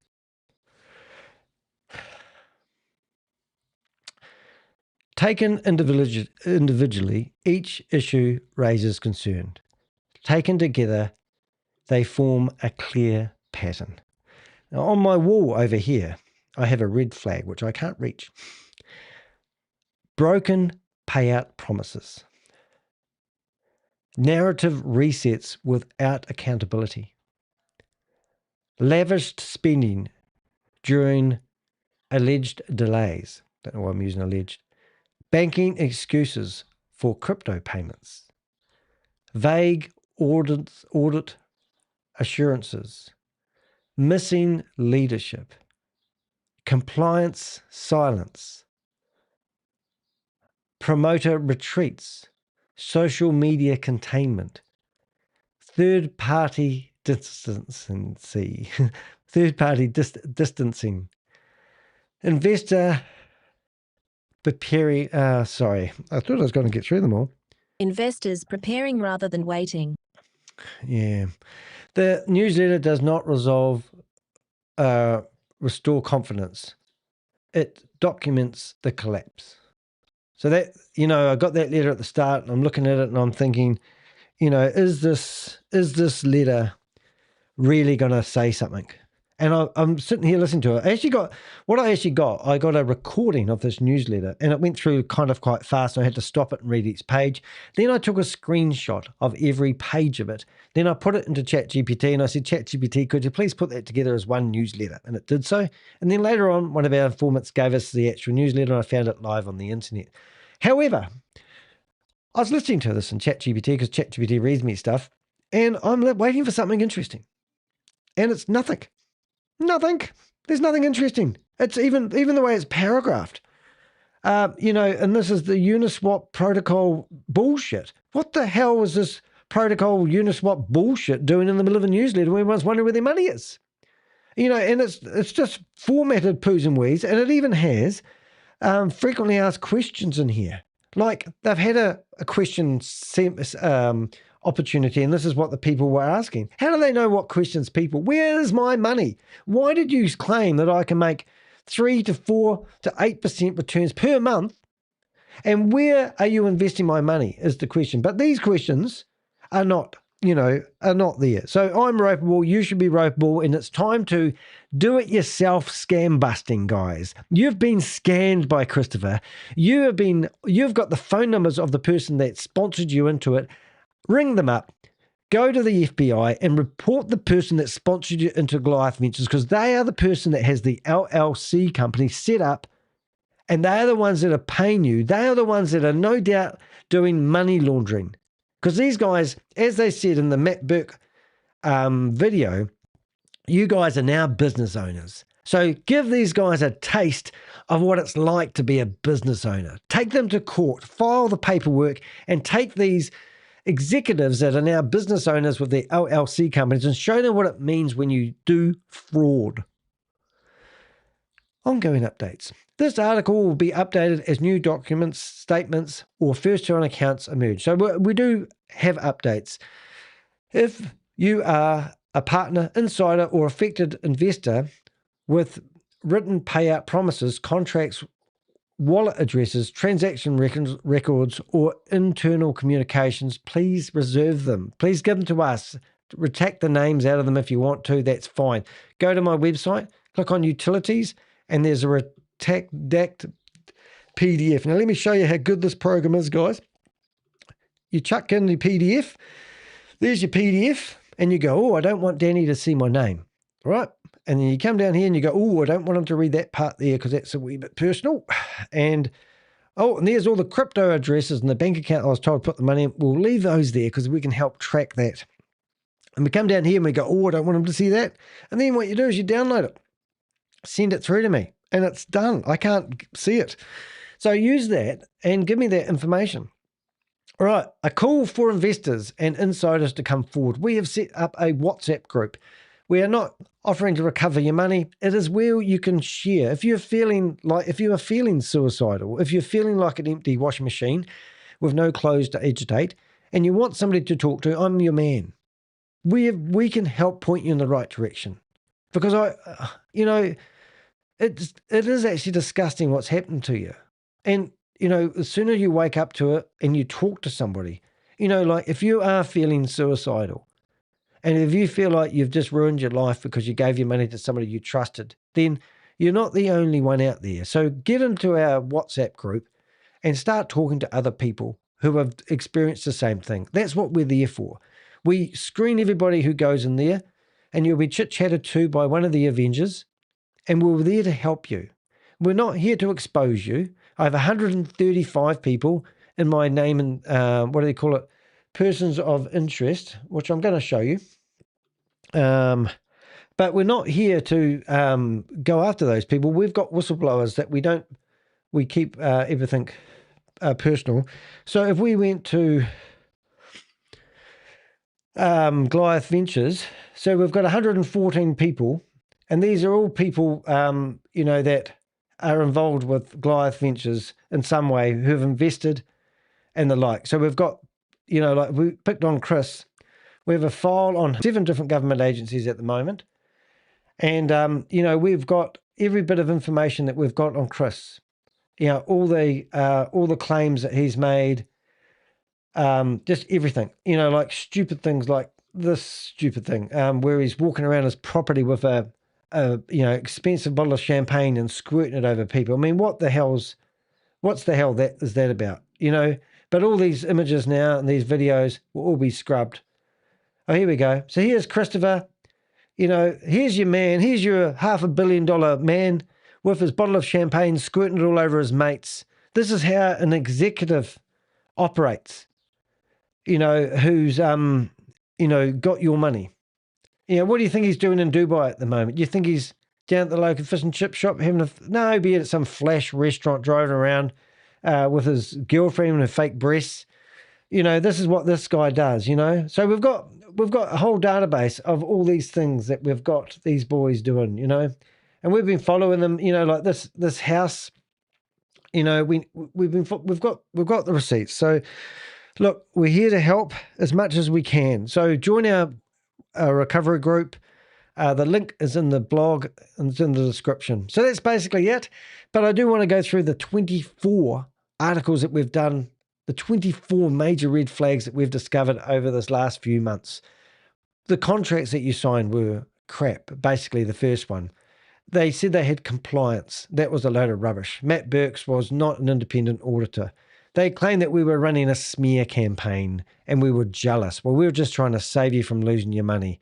The bookkeeper who closed down her business on the 2nd of September, and she's responsible for handing, a $500 million company. And also we've got evidence that Nadia Bringas is actually working for Harry Samuels, and he's the guy that is setting up everyone's LLC companies. And he also, when they shut down her company on the 2nd of September, they reopened it in Wyoming on the 3rd of September.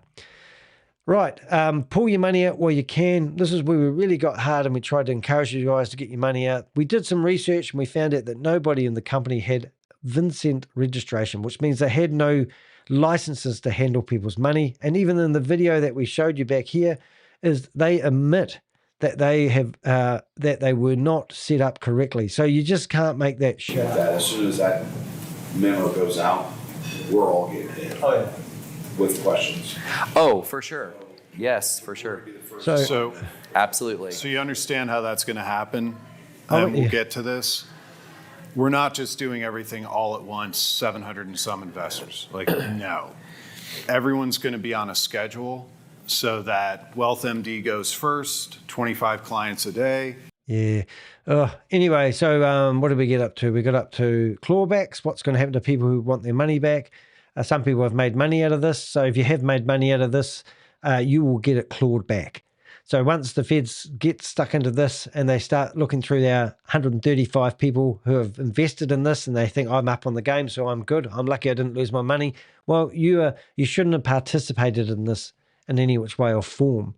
If you've put $100,000 in it, if you've got more than $100,000 out, you're going to have your accounts frozen and they're going to get clawed back. So you've made no money out of this whole ordeal, and we've got the names and the receipts. So we showed you what a real company would look like to handle the money that Christopher claims he is. What's happening to the people that are getting lavish with the monies that they're spending like water. We showed you how they were doing selfies with people like Kash Patel, Ron DeSantis, Andrew Tate, for God's sake. And then we did a blog on how I got sued. They're trying to sue me for reporting honest truths. The dirty tactics they've done, the 3 copyright strikes that I got from Goliath Ventures, and I've had 9 copyright strikes in the last 3 months. I've won them all back. I mean, they take your videos off. I have to say that I'll go to federal court to to prove that I had the right to my own videos online, but they tried doing their copyright strike. So that video there, 3 times, they have removed videos off my YouTube channel, and I have to wait 15 days for them to go back online because they filed fake copyright strikes. So I've got proof of that, which means they're not ethical. There's no reason why this video that you're watching right now, there's no reason why anybody would claim they own the copyright of my own videos, but that's what these guys did. So they're dirty tactics. Crypto crash. So that was $380 billion in a day loss, but Goliath Ventures didn't blink. Blog number 15, we filed a 22-page motion to dismiss because they have no jurisdiction over us. We did that because I'm a New Zealander and they're in Florida, and I don't have any business dealings in Florida. And we were receiving legal letters just 2 weeks ago, and now we've got crickets. So we had somebody come forth and they thought just because they were talking to us, they were a whistleblower, but they weren't. They were an opportunist. They had $500,000 invested in the scam. I think they made 15,000 out of it, and they wanted to give us the 15,000. They didn't want to touch the shit. Anyway, they didn't. They finished up not giving us any information. They were just making sure that their butt was covered. So we published about that story. It was a shocker. Breaking. We got told that they were moving from the Bank of America in a newsletter because the bank couldn't handle the growth of the company. But what the reality was, we actually shut down 2 of their Bank of America accounts, and they were moving to a smaller bank. So we thought they were asking people, and this is where you guys could have helped us. Give us those contracts. Tell us how the money's moving. Now we know that each individual, your sponsor, has to set up his own company, and then that company was dealing with Goliath, and that was what they were doing. So now we know that the bank accounts that were being handled are all going to be frozen. So any of these investors like Tomo, who's got his own company set up and he's handling investors' money and he has to pay his downline, Tomo's business account will be shut while they figure out where the money's been going. And they'll be saying to Tomo, I didn't know that if you had a money transmitting license. What else we got? Then we did a big story on Stephen Davis. He was a fireman for 2 decades, and he'd done a sponsored article about himself in the Insider magazine, and making out that it was reported on, which was ridiculous. So we did a whole article on that. I'm actually wondering if that is actually still here. So if you have a look at this, we actually had it taken down for a wee while. So that's me in front of a cruddy Porsche. But if you come down here enough, you'll see an article that makes it look like he's a hero. And there you go. Brilliant. They've taken the article off again. So there you go. So just bear in mind, so the article from the Business Insider magazine has been removed because it's a load of shit. And it's a self-published article. Sorry, this page is temporarily unavailable. So we wrote to this company twice, and now they removed that article. That is absolutely a crack up. So if we go to here, you'll see that article is there, and it's the Business Insider magazine, and there's me talking away. And you can actually see, so that was him in his Porsche. So, this is the thing, is we spend a lot of time and energy going after these companies that publish shit about people. It was a self-promotion piece, I've been in the New York Times. The guy interviewed me 4 times, an hour of time over Zoom. And if you search for Danny DeHeck on the internet, you'll see my website turn up. You'll see Wikipedia turn up. You'll see Trustpilot turn up and LinkedIn. But when you click on news, nothing happens. Well, hold it. No, it's the wrong spelling. That's why. There's a space. Did you know that? What's happening, man? Am I not famous anymore? Videos, news. Oh, there we go. That's better. So you can see all the news articles. Now, all of these news articles aren't written by or paid for. They don't come up. The press. I got sued for $3.85 million by that guy. The New York Times, they called me the crypto Ponzi scheme avenger. But this is what real articles do. You get in these articles, but not the shit stuff that you see him writing about. So that's amazing. So that's really good news that the newspaper, the Insider magazine, has taken down Steve Davis. So they've done that twice, but we've had to go back and ask for that twice again. Let's go ban. Right, ban. I'm just banning somebody who's trying to give me. I got $100 donation the other day, and I accidentally thought it was somebody trying to do something, and I banned them. So sorry about that. What am I going to do? Celebrate. Okay, I'm just going to start a wee goal off on my thing. But yeah, so accidentally, my apologies to the person that donated me $100. And that was my only donation I've actually received, I think. No, I've received 2, I think, this month. So it's not a money-making exercise being a YouTuber, I tell you, but do appreciate it where you can help me out. And I don't like begging for money. Yeah, so what did we get? Tens of millions everywhere else. Oh, yeah, so we did find out that some people were getting paid, but now we understand the company structure. It's a pyramid. Christopher's at the top. His men are the next layer down. Some of those were getting paid, and then they distribute the money down to the investors. And now we understand that. That's why we were getting mixed stories, how some people, what we called the romantic partners, were getting paid, and some people were saying they weren't getting paid, but now we figured out why. Then we had an interesting blog about Andrew Tate and how he had actually done leverage trading and lost $1 million. And then we've got photos of Christopher on his boat. Oh, hello, Matt. Hello there again. Christopher on his boat, one of his yachts. And then I'll show this all the time. But this video shows you Andrew Tate on 3 yachts.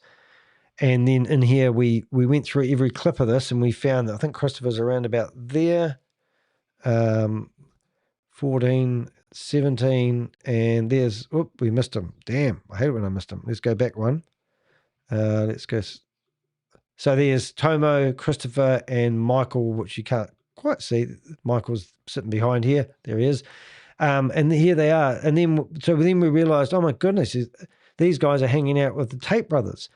Next minute, we hear that Andrew Tate lost like $1 million in leverage trading. And then I'm thinking, hey, that coincided at exactly the same date where Christopher stopped paying people. Just imagine that if Christopher decided to do leverage trading and shadow what Andrew Tate was doing.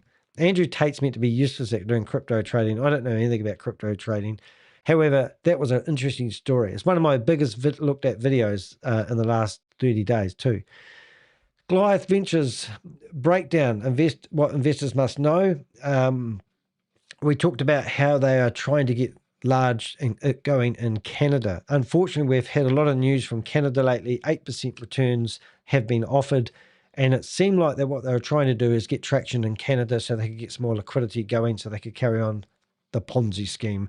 But obviously it's failed miserably, and now that Christopher's taken off to Dubai, no such luck. Here, number 22 was Goliath Tomo started doing a social media campaign called #GoliathStrong. And now since then, obviously, all their social media has been cleaned up. Tomo has actually removed a couple of his posts because Andrew Tate doesn't want anything to do with the Goliath boys, and they've scrubbed him. So that's amazing in itself. But anyway, there was a campaign, so we did a blog about that at the time. All the videos are here for proof. And then the other one is we received that letter, obviously, that we just talked about on the 15th and 18th of December. All payouts were going to go back to normal. Obviously, that hasn't happened once again. And now they're promising January from a crock of shit newsletter. Broken promises, vanished transparency, accountability looms. And that's the very article that we're doing right now. Right, so my disclaimer, which I should say at the start, but I don't. All my investigations are done with open source intelligence. We have a team of Avengers and a mighty team of a loud voice. We're not a big team. We're very methodical. We're precision instruments. And we are an orchestra, a beautiful sounding orchestra, and we go after large-scale Ponzi schemes and scams. I have nothing else to do with my time. So don't tell me to go get a job. This is my job. This is what I do. This is my passion. This is my why. And I'm that guy. And I will come after you with everything I have. I will literally fight you to the death. You know, I have had face-to-face confrontation with Goliath people offering me deals to go away. They've already offered me $150,000 to remove my videos and write a stupid letter. They've documented it. They've given it to me in writing. They tried another bribe just recently. We've tracked down everything about it. And you would, one day, this is going to make one hell of a story. About me, well, I'm nobody. I'm poor. All right, but I'm passionate. I've had a shit life. Theoretically, I should just climb into a hole and be in the fetal position in the corner of the room. But I don't. I come out fighting. I've got a loud voice. I'm just an individual. I have emotions. I get upset. I live life. I have a heart of gold. My name is Danny DeHeck. I'm based in New Zealand. I'm a YouTuber. I'm an investigative journalist. If you don't know me, you obviously do now. Hi, nice to meet you. I have a podcast. This will be on my podcast, and thank you for those people who listen to my podcast. My podcast is finally getting some tractions. I get around about 100 downloads per episode at the moment.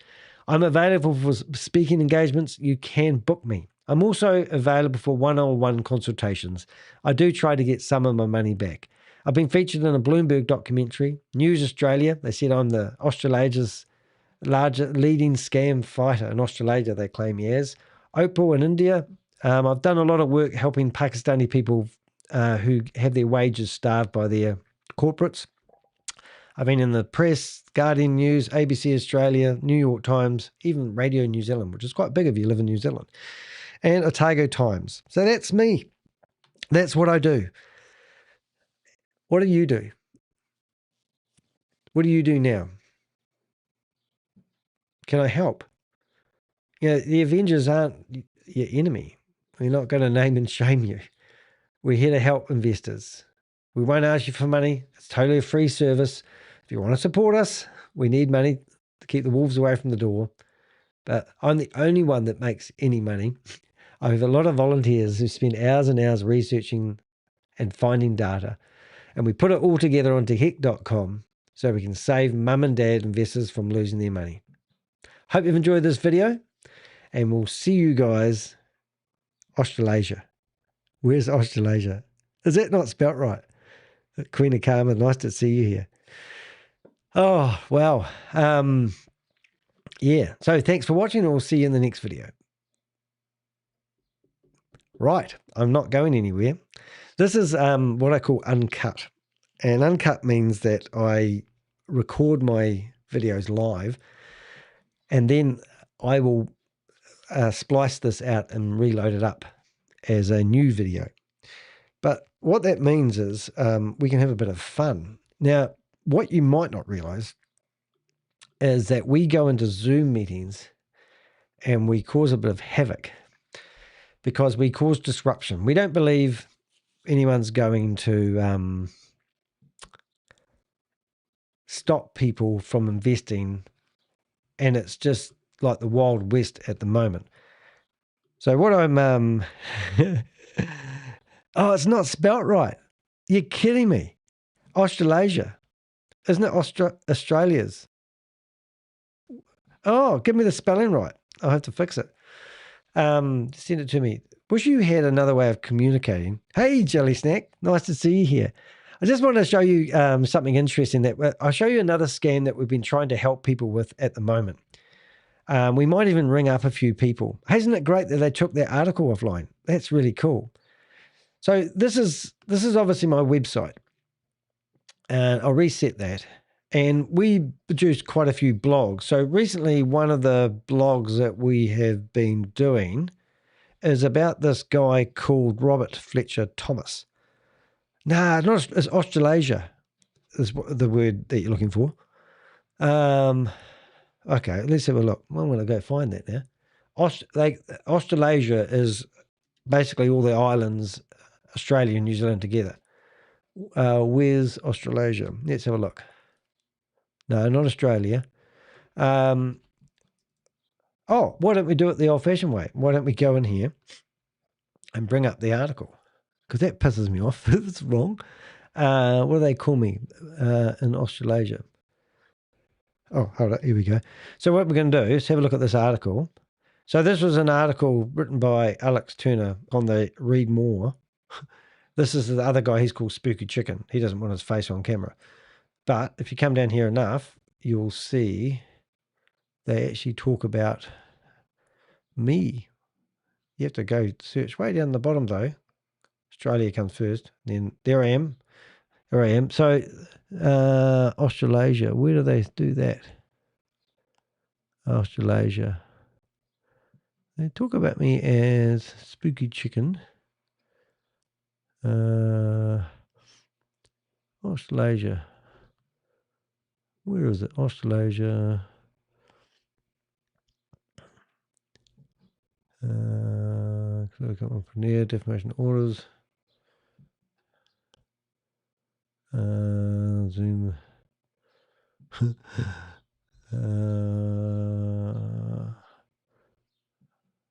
Oh God. The Lee. Mr. Hicks first raised the thing. 55 van victim. Where do they say? Where's that there? What's that say? And Australians are so desperate they are reaching out to him for help. They're so desperate. Australians are so desperate they're reaching out to me there. Lots of Australian scam victims. Oh, I have to look that up now. You got me curious. But they do talk about me as one of Australasia's biggest scam fighters, but I don't know where we got that word from. What if I go like, let's go here and let's search for it. No, it's not even there. Australasia's. I wonder if I can say it. Oh, Australia's lost. Oh, I better get that right. I'm pretty sure. I asked ChatGPT to write that. I've got that everywhere. Oh, Australians and lost Australians, scam victims. Yeah,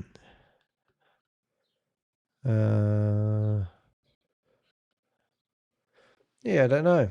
Anyway, I'll find that and fix it up. Interesting. It's an interesting thing. But anyway, a bit of fun. So what I thought we could do, Australia is a sub-region. Oh, so it is actually a word. It's on your website where you list. Oh, I can't see it. Anyway, maybe we look at that later. Fun times. So what we could do here. So these are, if you don't know, let's go back here. So if you go down to Zoom Patrol, it's illegal to use Zoom to promote multi-level marketing.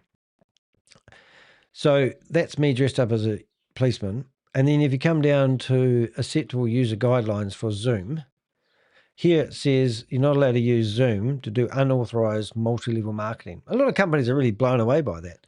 So what we've got is we've got over 200 meetings where people are probably right now in Zoom meetings promoting multi-level marketing opportunities. So we log into these meetings and we cause havoc. That's what we do. So that's what I'm going to do right now. There's 50. I'm going to open 57 tabs as we speak, and I might even open another set. And what else we're going to do is we're going to go to WhatsApp and we're just going to check.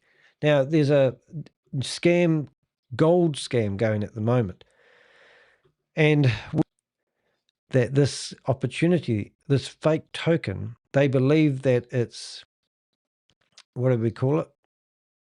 A opportunity of a lifetime in Arizona. And the people who are taking them there are telling them that this is their gold mine. So we've got a few people that we've been ringing up and we're trying to save them. But this was the photo of an individual that went to the gold mine and saw this machinery, and they were told that this is their gold-backed currency gold mine. So I actually wrote up a whole article. I'm going to actually read this. So this is this is the scam that we're trying to go into right now.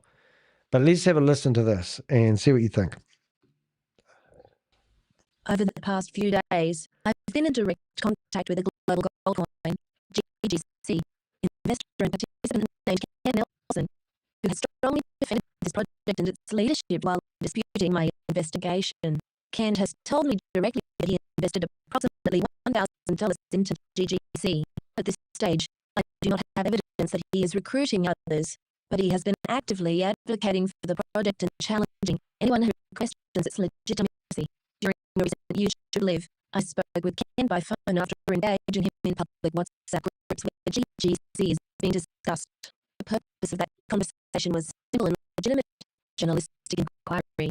I asked basic questions that any investor should be able to ask openly about token verification, exchange listings, gold backing, ownership claims, and mining permits.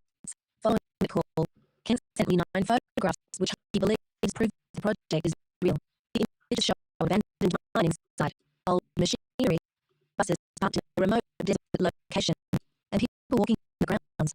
These images matter, which is why I'm sharing them. What's critical to understand is that none of these photos establish ownership, active mining operations, gold extraction, permits, or any on-chain backing of the cryptocurrency token being taken to a remote location. Even one with old mining equipment does not constitute proof of a gold-backed crypto asset. Ken has said that. He sat on a bus with someone who was told is the owner of a gold mine. A 200-page document exists and was shown to attendees. The site was not a tourist stop because there were no facilities or amenities. None of those claims replace verifiable documentation, such as recorded title or lease ownership, active mining permits, environmental approvals, independent geological reports, on-chain token verification, public exchange listings with real liquidity. I also want to address something important and sensitive. Ken has cerebral palsy. Is the audio not working, is it? Sorry about that. It may be because I'm, there's a few problems with my audio lately and they're still trying to figure it out. I upgraded my computer to the latest operating system with a Mac. And the way the Mac now handles the sound is screwed up the program I used to broadcast with. But because I'm opening these Zoom meetings, it might be fighting with the audio. So is that what we've got? And just so what I was reading there was a letter that we had a bit of banter. Oh, it's choppy. It's choppy. That's okay because I've actually opened up all these tabs and we're literally trying to connect into these things. So I might as well talk because it's really interesting. So that there is the gold scam scenario. And we're at the moment, we've got a whole lot of people that we can ring up and ask about the gold and why they think they should invest. Now I've texted them all and I've got 45 phone numbers of people. So this is the gold scam Zoom meeting that I want to keep an eye on because this is where all the action happens. And what I'll do is I'll be a little bit, I'm being a bit naughty because I'm opening up a ton of web browsers and it's causing havoc when I'm trying to broadcast because I use the same computer that you've seen on the screen to broadcast with. So when the CPU goes, oh my God, Danny's asking me to do a whole lot of wicked things, the broadcast gets a bit choppy. Alrighty, so the good thing about it, so this is what a typical Zoom meeting would look like. This one here's got no one in it. It's a filler thing, but we will find a live meeting in no time, I hear. So these meetings here have already been banned by Zoom or they've been disrupted by the Avengers and they've decided to relaunch a new Zoom meeting to evade our, disruption, suppose. So that's what you're looking at there. So what I like to do, that's an e-real estate special webinar presentation. So that meeting is probably Andy. We know all these people. We've researched all these people. These aren't a bunch of randoms. These are people that we monitor, which is actually quite a hard case. So there's another e-real estate one. Another e-real estate. So you can buy virtual real estate now. That doesn't exist. And the person that's selling it to you is just hoping that he's going to get a commission. He doesn't care about the project. And that's why a lot of these Ponzi schemes and scams that you see are all disgusting because the people who are selling them don't care about the project. They don't care if it falls over. I mean, Christopher from Goliath Ventures was like a different project altogether. Now, if I do lose the broadcast, I'll be back in 2 minutes because sometimes when I max out the audio gear like I do, my broadcasting stops, but then it will reconnect, and that can be a 2-minute exercise. So if you do see me disappear, I will be back. And if you're not listening to us on YouTube, that's my default. That's the one that's the strongest. Right, and you can see that wait. Oops, there we go. And that's another gold meeting. So we're waiting for the meeting. So why I'm saying in 10 minutes' time, there will be a gold meeting. But I wanted to open up a few meetings beforehand because we're going to actually open up another 4 or 5 web browsers. And my team of Avengers, Jelly Snack, Queen of Karma, are going to go in there and we're going to actually monitor this meeting and see if we can cause some disruption. Our ultimate is to get the meeting shut down. Don't know what you're doing there, mate. Actually, you might just go in. I don't know why that guy's there, but I like to tidy up as I go. So I'll go in there and LinkedIn, delete. And we're going to go shut. Meeting code, shut. What have we got here?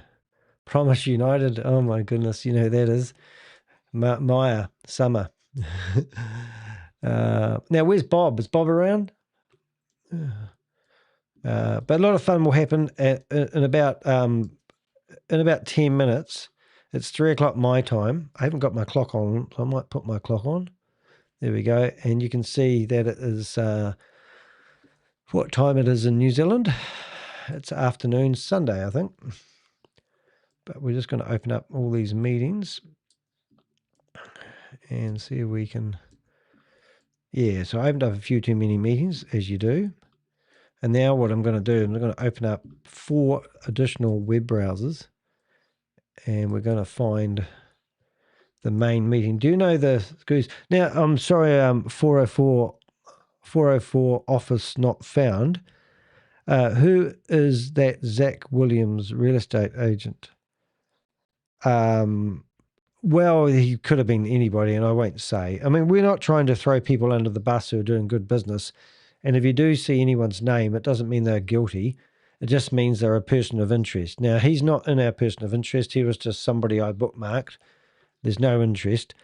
If you're trying to find out intel about people and things and doing your own investigation, then work with us offline, and we're happy to help you.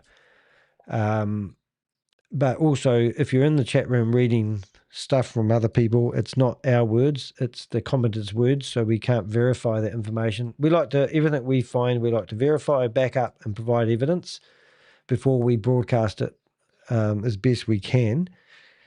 We're not here just throwing accusations out that we can't back up because it's just too risky otherwise. Otherwise, I'd spend all day in court defending myself. It's already bad enough. We had 6 court cases this year. I just got another one last week, which I'm looking forward to. It's going to be a real good one, which I'm not allowed to talk about, apparently, but somebody else is trying to get some content removed off my website, which is just ridiculous. The last person that did it, they lost. So now we've got another one, which is quite good. Here we go. We've got some live music. So there we go.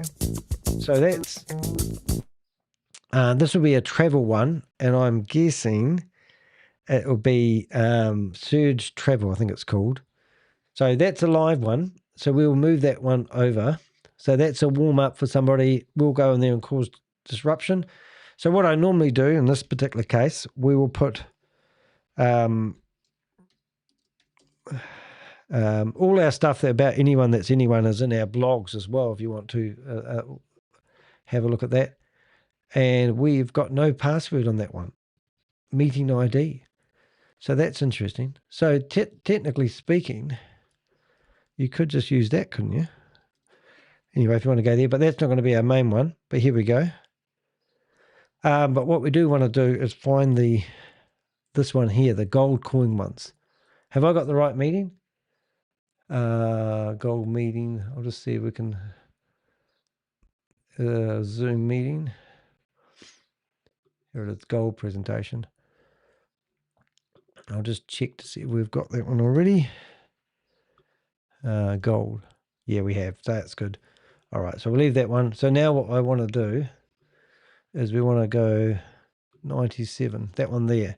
So I'm now going to open 1, 2, 3, 4. And 1 minute, please, caller. If you want to help us fight these scammers, what you do is you uninstall Zoom off your computer. That's the first thing you do. And then you use a web browser to access the Zoom meeting. And then if you get kicked out of the meeting, you can just enter your cache.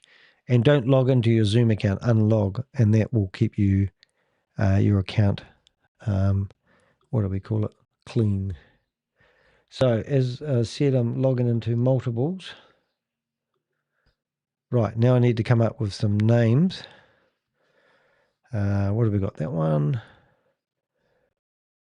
That one. Oh, that one there's missing.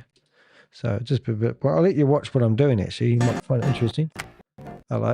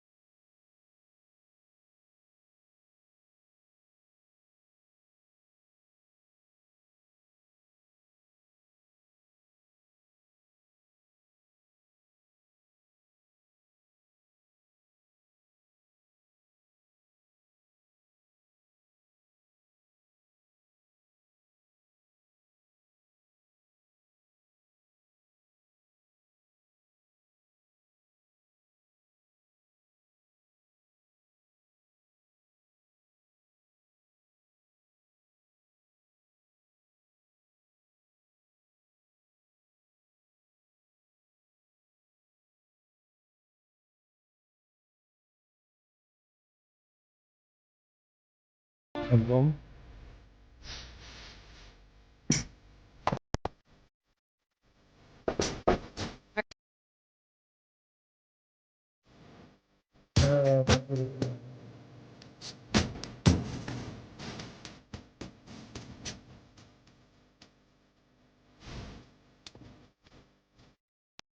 Oh, good. So we have found the noise problem. All right, my back is my sound back. Hope so. Alrighty, so all we've got is we're here, and I can't see if I'm back. Yeah, I'm back. I can see I'm back. So hopefully we're going to have in 1 minute, we're hopefully going to have, oh, it's playing music. Oh, I hope it's not. Is it still playing music? Okay. Oh, great. I'm going to get a music strike again. You know, that's fun, isn't it?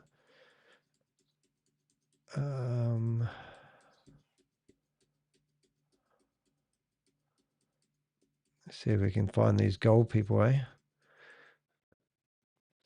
So is Bob or Jelly Snack, are you sure we've got the right address for the gold? So that's not gold.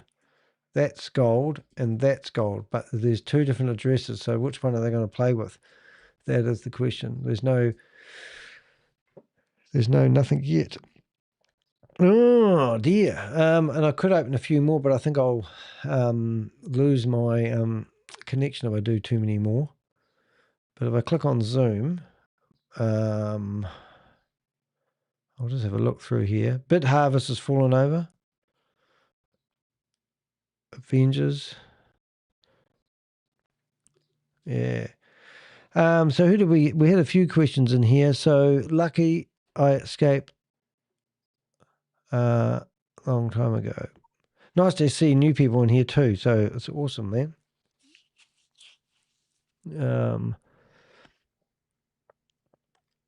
Well, welcome everybody. Hi, this is Daryl Roberts next to my beautiful wife, Maria Roberts. Guys, coming to you guys live here here we from go. Las Vegas, Nevada, the entertainment capital of the world. Guys, what you're about to see tonight is something that most people never even knew existed. For 13 years, our travel service has been helping everyday people get access to real wholesale pricing.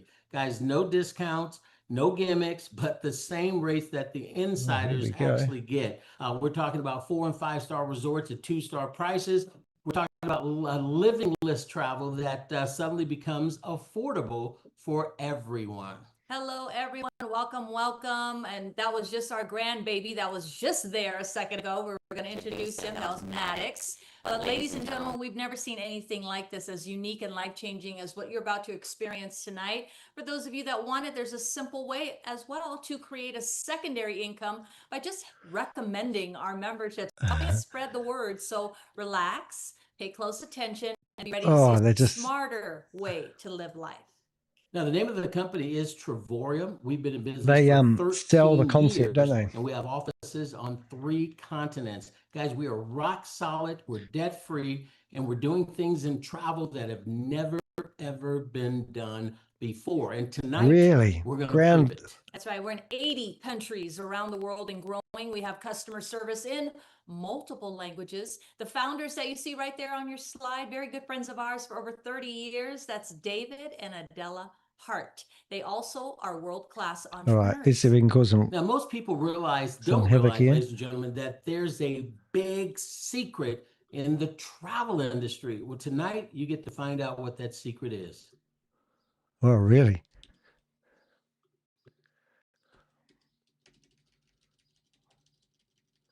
All right, so let's see if we can cause some havoc on this. Mute, we can't. I'm just killing the chat room, but I don't think there's a proper chat room. It seems like a webinar, so no doubt. And I'm going to see, I don't know where the sound's gone, but I think I've muted their sound, so you don't need to listen to this anyway. So I'm going to do raise my hand. Now, raise my hand. So if I go back to here, yeah, it's a webinar style. Wow. Unbelievable. Unbelievable. Well, ladies and gentlemen, now you know the big travel secret out there. And also, those 2 companies, they don't own anything travel related. They don't own any airlines, no cruise lines, no hotels, no car rental companies. They own nothing travel related. Lots of sad faces. Wholesale travel, and then they just mark it up, and that's how they make billions and billions of dollars annually. Yeah, what's so cool is that we found a way to get access to those same exact it's just a webinar. Wholesale rates, but we don't mark it up one single penny. We actually pass the savings on to all of our members. So with our company, you're going to be so they make them webinars so no one can interact. Or any kind of travel that you want for so we're going to try and do a lower the hand wholesale, reaction. 24 hours a day, 7 days a week. One of the cool things about our company is, ladies and gentlemen, is we offer 7 different saving platforms. 7. Tonight we're going to talk about the Travel Plus booking site, wholesale travel, question and answer. 24/7. There's the legacy booking site as well. We have shopping, dining, and we're also going to show you tonight, right there in the middle, the World Tour platform. And I'm telling you tonight, guys, you can't see what I'm doing, but I'm no other way to travel. Flooding there. You see the prices and the resorts that we're going to be showing you there. Getaways Plus, we have over 1 million weeks, guys, that literally. How do you do multiple sad faces? Entertainment portal discounts on just about every fun thing you want to do when you travel and when you stay home.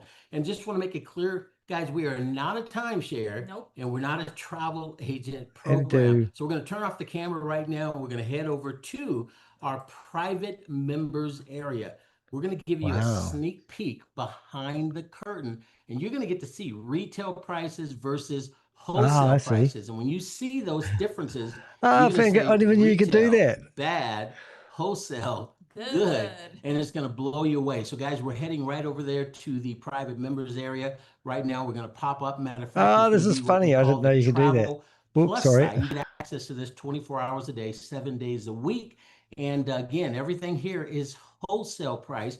And that's why you're here tonight, because we're actually going to show you. We believe that documentation Look at beats their conversation. you can't see it, and but we're it's going on to my show head. you live, up close and personal. Everything that Maria shows you is actually going to be hot inventory, live inventory that she could literally book literally any of these things that she's going to show you right this now is in just a funny. couple of seconds. So guys, we're going to be heading over there and hopefully going to be bringing it Oh, up you here in got just a couple of poos. Do seconds. Father Christmas. And here it is. We are live. So Maria's going to put in, just as an example, one example, she's going to put in Las Vegas. Guys, I we're got just Father out Christmas. and about in Las Vegas today, and the city is packed with residents and Oh, you tourists can't- from all over the world. Literally Can't imagine it. jam-packed. Traffic is all over the place. So we're going to give an example What else of can we what do? some of these people paid and what they could have paid. A whale. So Maria, how does this site, the Travel Plus booking site, I'm the whale. help people travel more, travel better, and All do right. it for way less? Let's see if there's anyone else in here. Oop. Oh, if I just shut that down, did I? I think I did. Oh, have I done it? I think I accidentally shut it down. I'll put the sound back on in case you want to know about travel. But the Travel Plus.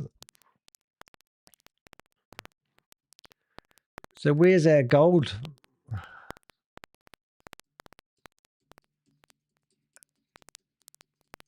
Oh, they must have another gold meeting today.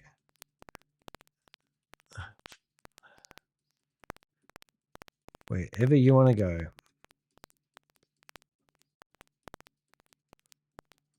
Oh, good. They mentioned us. Reaction. More.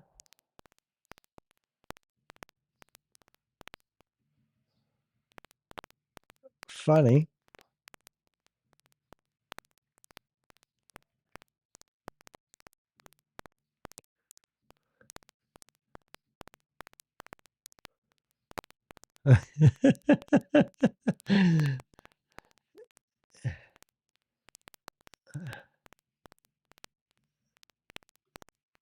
I'll raise my hands.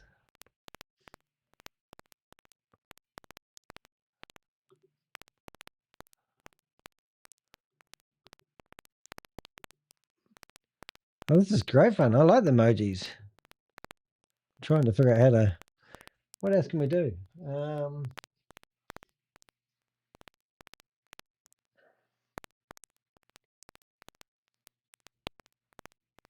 There you go. I got the toilet one.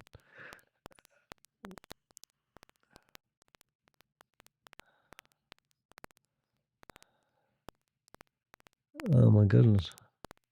It's all multi-level marketing. These people are literally hoping that somebody will sign up and they'll get a commission. That's what they work for. They, you know, I wouldn't want to travel.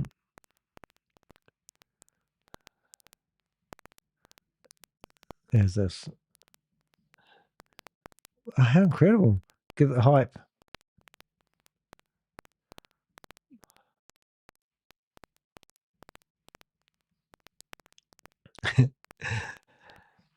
I'll do corn.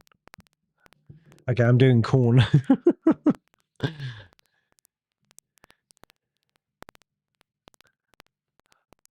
Red flag, that's a good one.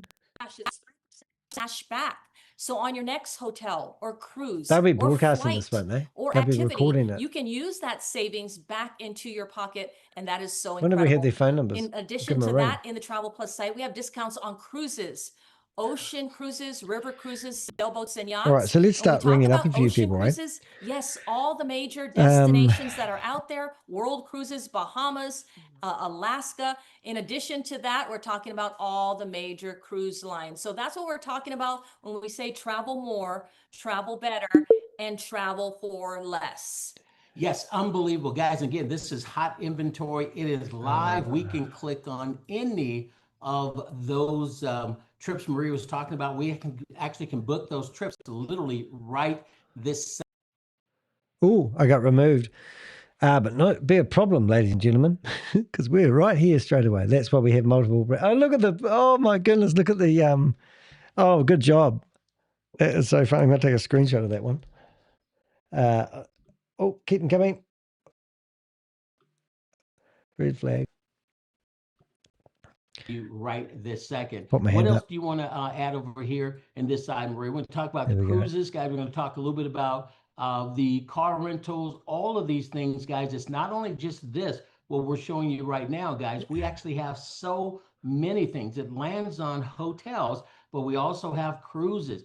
You like to get wholesale cruises? We've got wholesale cruises. You want to get car rentals? Instead of paying the full price, guys, you can get some incredible How they discounts knock you guys on out? car rental companies as well. Hey, is Truly, my sound truly echoey or changing is the it game. not too bad? Oh, they removed me again. Oh, I'll keep this one going. Going to do it for so much less. Now you do see a flights button on there as well, but Maria, let's talk about the flights. Yeah, don't get too excited. There's no such thing as Don't get too wholesale excited. flights, but what's incredible is the ability to be able to utilize those reward All right, credits, I'll go 3% kill cash their back last to earn free flights. Now, this is last a great connection. searching starting off point. We do have Southwest in here, United, all the major airlines, even international as well. Here we go. We'll Discounts kill on them. homes. You can see weeks here, which is incredible. This is 8 days and 7 nights. You have premium weeks, which are like luxury weeks at a discount all over the world, Ooh. as well as weeks under Just another multi-level marketing. $499. Again, all over the world, not only in US. You got Mexico. How much to go to New Zealand? Caribbean, Europe as well, New Zealand? Australia, New Zealand, Woo! Central America, and all over the world. But we're talking about at a discount. That's what makes the most difference when we're talking about this platform. Savings, value, But you have to pay a monthly Lastly, fee. in the Triborium Travel Plus site, we do have activities, which is amazing when we talk about activities because it's all the fun stuff that you want to do, all the great stuff that you have in here, but at a discount, right? That's what we're talking about. You can type all in the red different flag. places, all the different areas of the world that you want to go to. That's what it's all about when we say travel more, better, and for less. Now, what I absolutely do love about the I think that's the last one I've got.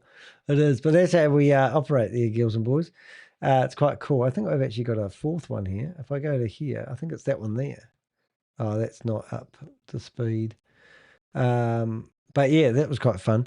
So let's go back to our original one. So that was well done, guys. That was exciting. Not the type of havoc we normally cause, but it shows that we do have the power.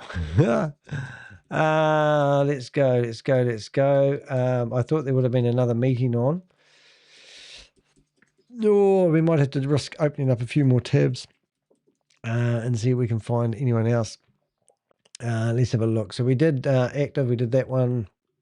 I'm going to go Zoom and we'll open another. Oh, is that right? I might have already opened them. So we've done 54 and this must be about the same. Yeah, it is 37. Oh, it's interesting. I'm going to open number 37. Here we go. If I lose you, you'll know why. And we'll shut that down and we'll go to our any links. Now, I might be a bit correct. Any links? Oh, I know we're still there. That's cool. I thought you were going to make more videos of GRP. They made another. Oh, yeah, no, I will do. I haven't done that one yet. That's going to be quite interesting because his last night meeting was absolute. Now, if you don't know what we're talking about, is Grape is Stephen McCullough. So I actually am going to do another video about him. I mean, just while we're there, I'll show you something really crazy. So if I go to YouTube, right, and then if we go to history, it takes me about 3 hours to do a video about him. So he's lucky. And if I go to history, I can come down here and I'll find Stephen. So there's Stephen doing his AMA. Right. And Stephen is the guy that tried to sue me in the New Zealand High Court for 3.85 million and failed. And what he's done, he's come out with another AMA. So if I go to Grape, you can see that he's done 13, he's done 14, 13, 12, 11, 10. But the reality of it, he actually came out with another video the other day, which was not off the cuff and it wasn't related. And I'm not going to do that one. But okay, so I go to number 14. Right, no, I go get 14. And actually, why don't I record it now? That could be a great idea. Actually, why don't I do that? What I might do is get that one already. So before Stephen actually starts talking, I race off to my website. I go to dheck.com, and then I go to utilities and I go to transcript, and I put his video in here, and it will go through and grab all the script out of his video.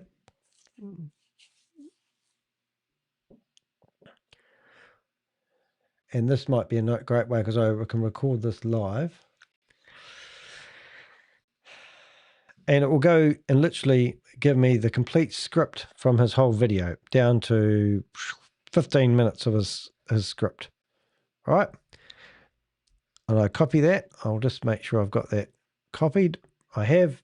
Now what I'll do is I go to ChatGPT and I go to, I think I've even got a folder for him. I have Stephen. Rightio. And here. So now what I do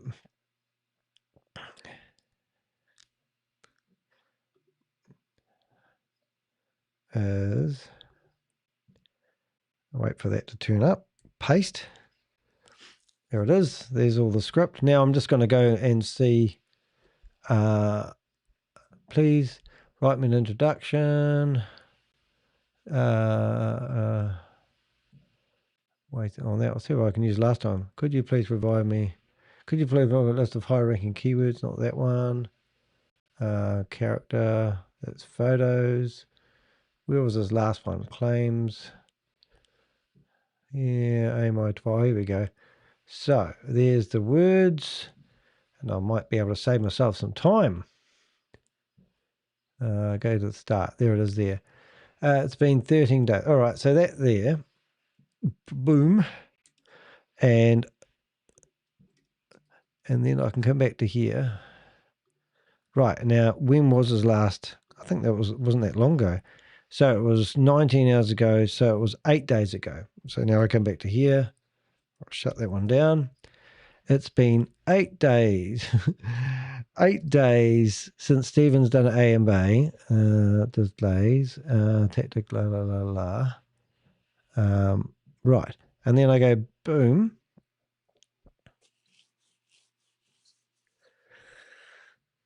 Right, and before you know it, if I put Stephen on another screen over here, whoops, where did he go?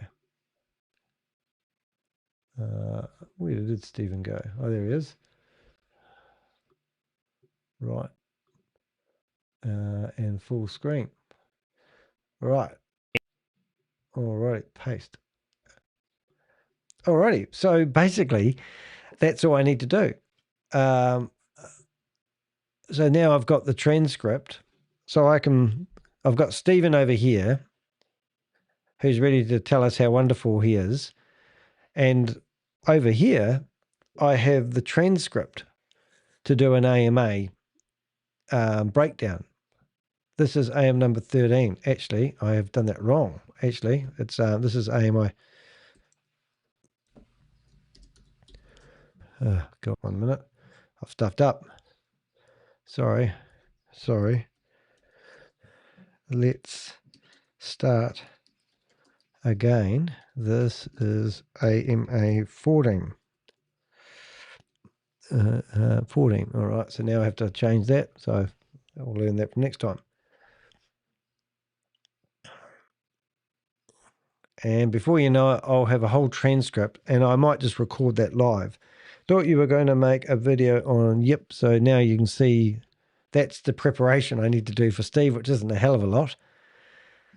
But because I've loaded in AMI 9 right through to 12, or right through to 14, I just basically go into ChatGPT, get the transcript, drop it in there, and ask it to look for inconsistencies and timeline failures and basically lies. And it cross-references everything back from 5 videos ago, and it, basically exposes him for not delivering on what he says. Right, so that's brilliant. Right, tighten 30-second. Tighten this into an introduction. Yep. So what's it saying now? Last AMA, and once again we're presented with the same pattern. delays explained away, timelines pushed, and assurances that nothing is wrong, all in the same breath. That contradiction matters. If everything is on track, you don't need excuses. And yet,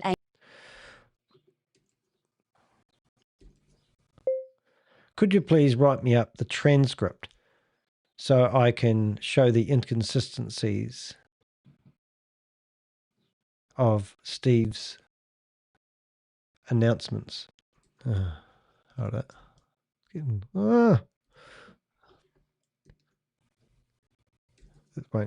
won't grab the mic. Hold up. Grab the mic to do what I want. Hold up. We'll get there eventually. Could you please provide me all the inconsistencies? Could you also please write me an introduction I can read out at the start of the YouTube live? Full transcript showing all the inconsistencies. And could you also provide me an introduction I can read at my YouTube live? Oh,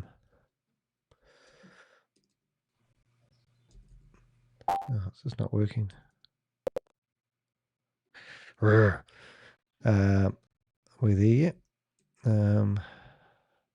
Because I've got so much AMI. Could you please compare AMA 9 through to 14?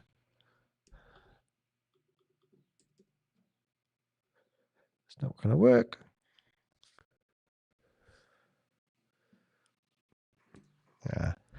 Just I've asked it to do too much. I'll have to get rid of some of these browsers and then come back to it, unfortunately. But they were just looking for a live meeting. There may be a live meeting happening in the background, and it starts using up a bit of my resources on my computer, and that's the shame of it all.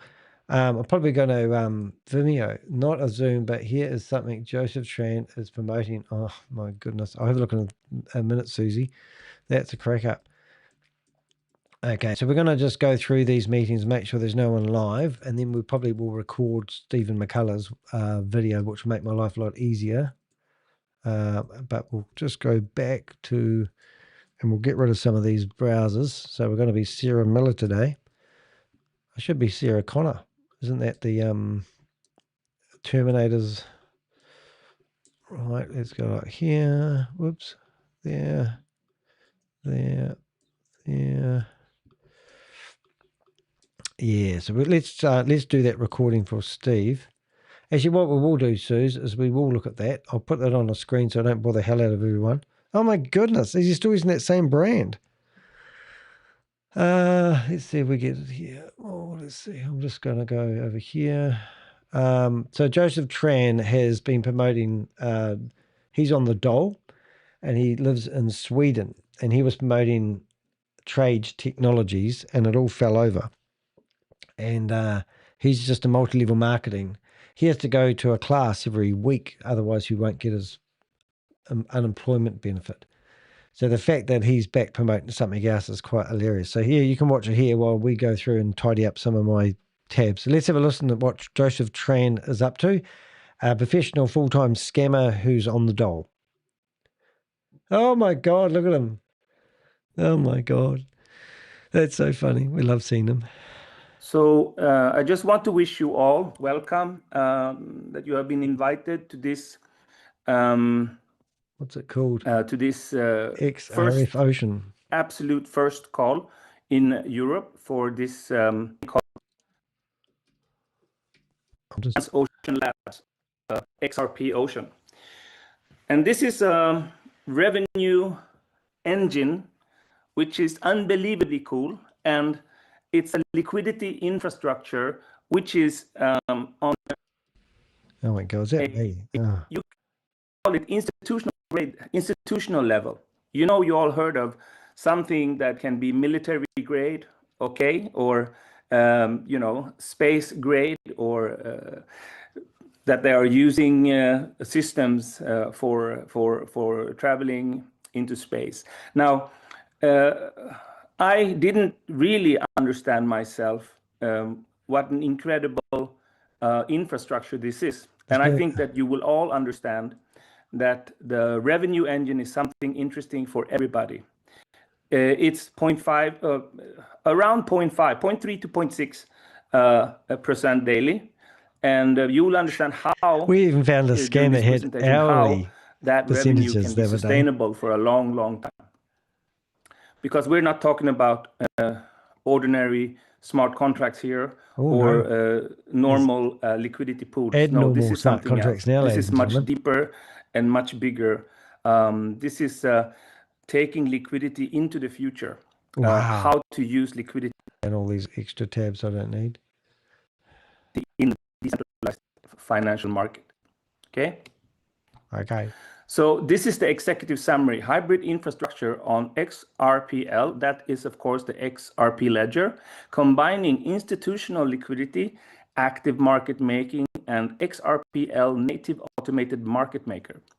Monetization through AMM fees, automated market maker fees, that's what it means.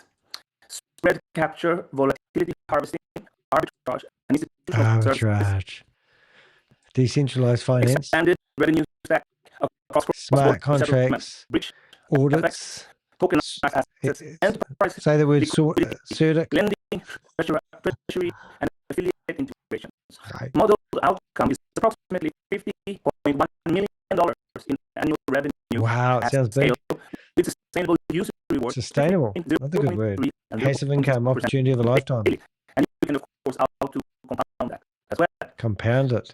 So I don't know how much of these words that you actually understand, but this is the way banks are making money. This is the way liquidity providers are making money. Now, if you look at for example, you look at the bank, the traders the bank protects your principal, customers to the bank, and the bank is the liquidity provider. And you can also compare it with casinos, like the players in the casinos are the traders. It must be his one that's copying, not me. XRP Ocean or Transocean Labs LLC is the casino. That is why you understand the bank always wins, right? So the way to make money here is to be the liquidity provider that can earn money in so many different ways. Excellent. Please write me a smashing introduction highlighting all the inconsistencies that I can read out at the start of my video. Problem.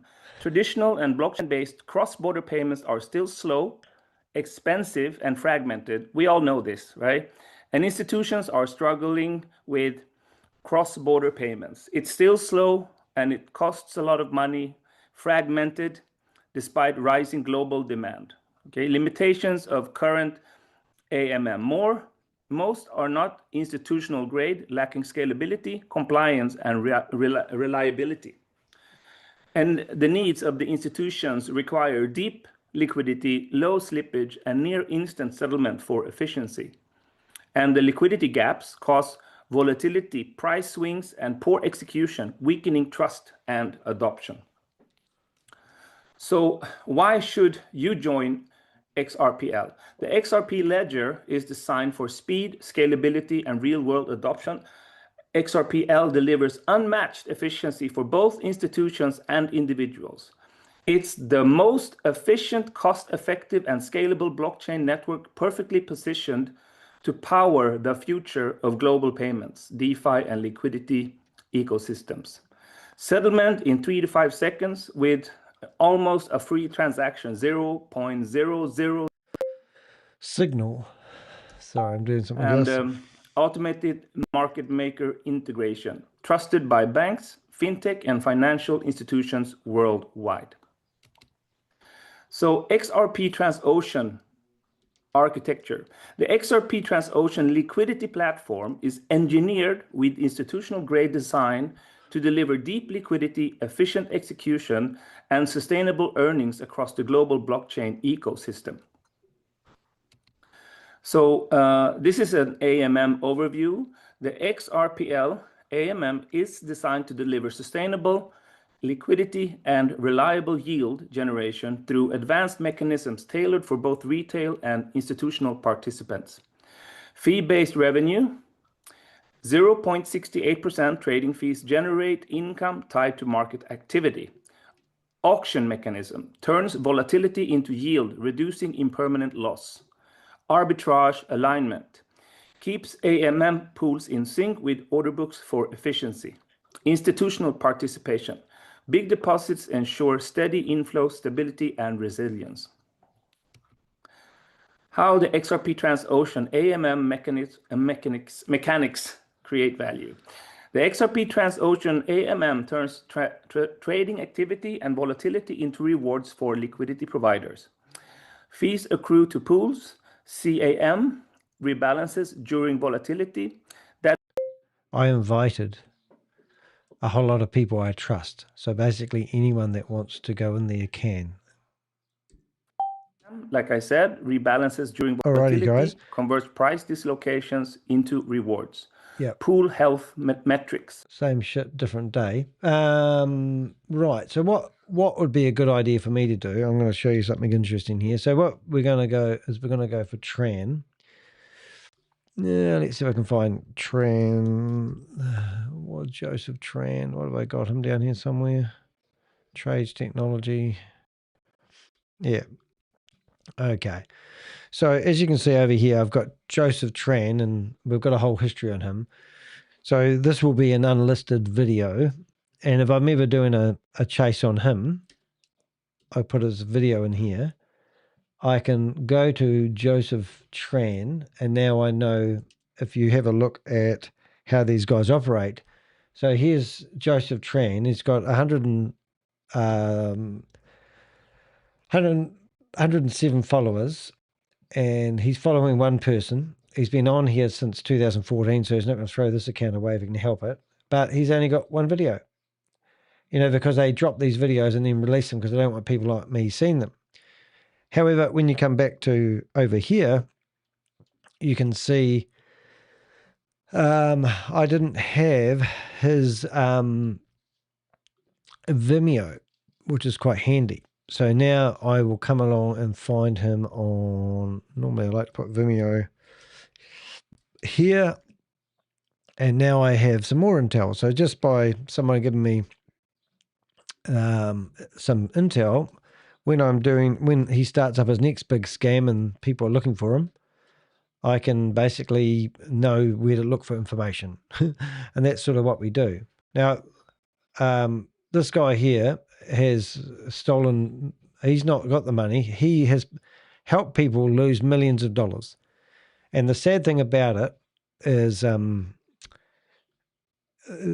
only gets a commission. So isn't that crazy? Hey, I'm going to do something a bit different today. I'm actually going to ring up people who have invested and see if they will talk to us. So we're just going to ring up people who are invested in the gold scam. So let's have a listen and see if we can get some people. And I'll bring up the pictures of the gold scam, which is going to be to heck. So hopefully there'll be a bit of sound. But the gold scam I'm talking about is this one here. There he is. And that is not coming through. Why is the sound not coming through? It's just going to voicemail. So I'm just going to go through and ring up a few people. So we're going to do this methodically. We're going to ring up. I've got 45 people we can ring up who are on iPhones, which is really cool. And we're going to see if we can save some people from this gold scam. Hopefully we can. It's real choppy. Oh, is it? All right. And nothing's working, eh? That's the problem. There we go. Working now. Your call has been forwarded to voicemail. The person you're trying to reach is not available. All right, that's no fun. So now we're going to go to the next one. I'm going to shut down some of these browsers, so I hope the sound will get better. Obviously, I have to figure out my limitations again.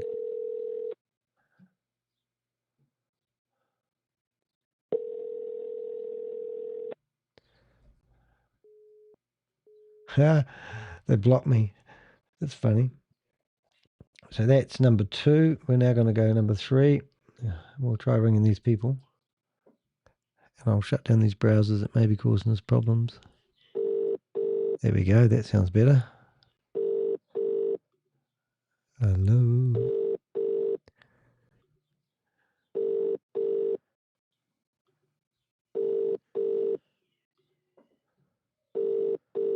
So one of these browsers must be causing me havoc.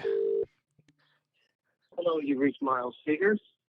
I am not available to take your call at this time, so please leave me a detailed message and I will return your call just as soon as possible. Thank you. G'day, Miles. Danny DeHick's my name. I'm an investigative journalist based in New Zealand. I help save people from large-scale investment opportunities, mainly around Ponzi schemes and scams. I see that you have got your name on a database looking at GGC Gold, which is telling people it's a total scam. If you want some more information, please give us a ring back. Dehek.com, DEHEK.com. Search for global gold coin and you'll find an article that gives you everything you want. If you've got any questions, I've already sent you a couple of messages, but please do reach out to me. We're here to help people. Been in the New York Times, Bloomberg, and also the Guardian newspaper for exposing large-scale Ponzi schemes and scams. So I do know what I'm talking about, but don't be fooled by the professor. He's a scammer. All right, so that was number, let's go back. See if we can go back to the next guy. That was number 2. We're up to number 3. Let's see who else we can ring. Ringing. I went through the other night and added all these people into my phone directory so I could do this. Let's see if number 3 is going to ring. Actually, I wonder if I can do it on my computer. That might be better. Let's see if I can do it new. And we'll do GG Gold. And we'll do hashtag number 4. Oh, g'day. How you doing? Please leave your message for... Didn't work. Okay, so now we're going to go here. And we're going to do a FaceTime audio.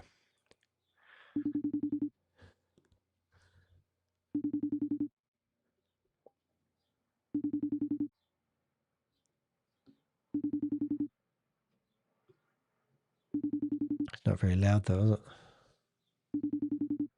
So now we'll go back to here and do number 5.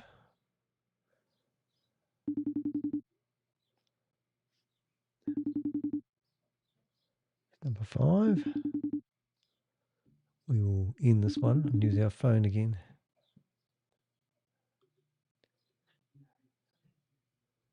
It's going to be a bit painful.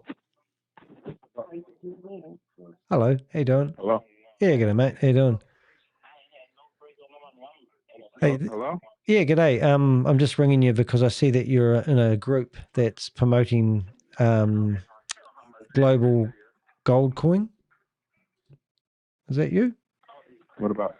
Well, I see that are you an investor or are you somebody promoting it? I'm an investor. Who is this? Danny DeHick's my name. I'm an investigative journalist. We're just ringing up a few people that are investing in this opportunity and trying to help them realize it's a scam before they lose their money.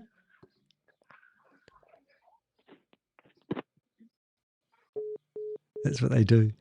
I'm now going to ring them back and go, oh, we got disconnected there. Let's have a look another go. Let's go here.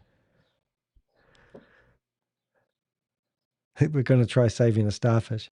I'll ring up this guy again and they'll go, oh, we got disconnected. Oh, I don't want to listen to anyone that tells me it's a scam. I want to give away my money.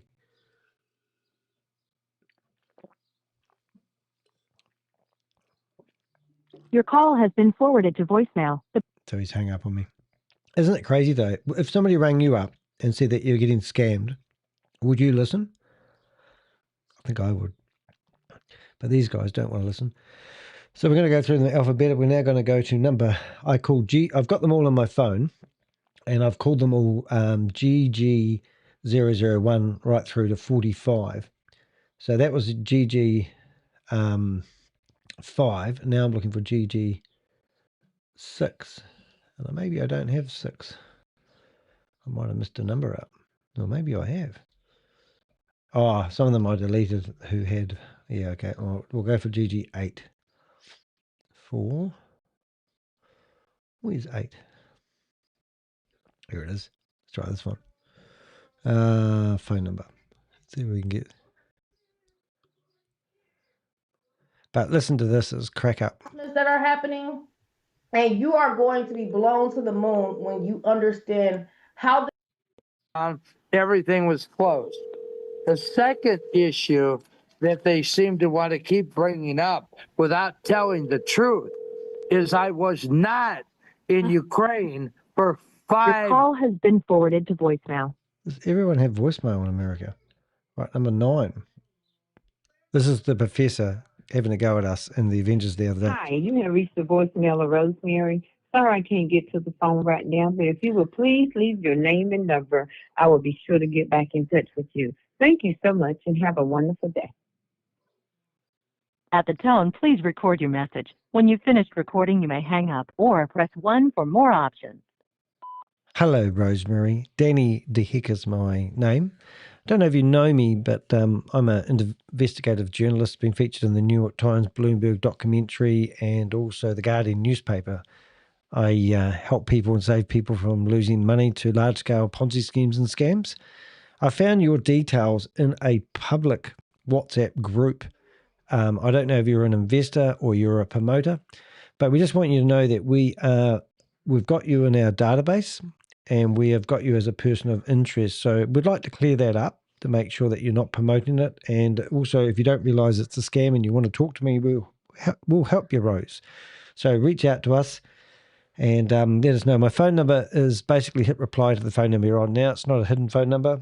Or you can go to my website and it's dehek.com or danny.co.nz. Look forward to hearing from you. Have a great day, Rosemary. Okay, so that was number 9. 9. Let's go for number 10. 10. Have I got 10 in here somewhere?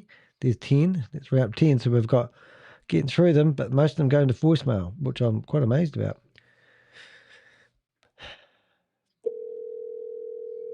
All right, you can hear that all right? We'll listen to the professor while that rings. Years. That's a lie, lie, lie, and lie. I went to Ukraine in 2005 as a tourist, and some people wanted me to start a training company to teach MLM people how to make money. I started with one person. The one person invited 400 The person you're trying to people. reach is not available. At the tone, please record your message. When you have finished recording, you may hang up. Whoa. Hey, this is Danny DeHick. I'm an investigative journalist based in New Zealand. I help people, I save people from losing their money to large-scale Ponzi schemes and scams. We would like to reach out to you. We've actually put you on our persons of interest list because we see that you're in a WhatsApp group and you are promoting a gold coin, which is absolutely 100% a scam, and we don't want you to lose your money. So it's called Global Gold Coin, GGC. They don't have a token on any exchange. They reckon they're in pre-launch. People have been made to pay for this token with Watts Cash App, and it's a total fraud. So before you lose your money, if you want to know more about it, reach out to me. You can text me if you like. I've already sent you a couple of texts and you haven't got back to me, but we have got you on the persons of interest list, and we would like to talk to you before we take this to the authorities. Alrighty, I make some stuff up sometimes, but let's carry on. What have we got? Now we're up to number 11. Number 11, this was quite rewarding the other day.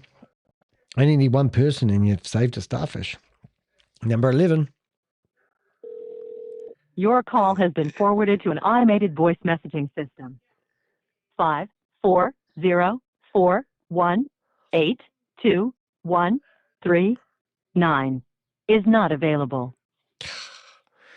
Number 11 is not available, so now we're up to number 12. Number 12, This is GGC number 12.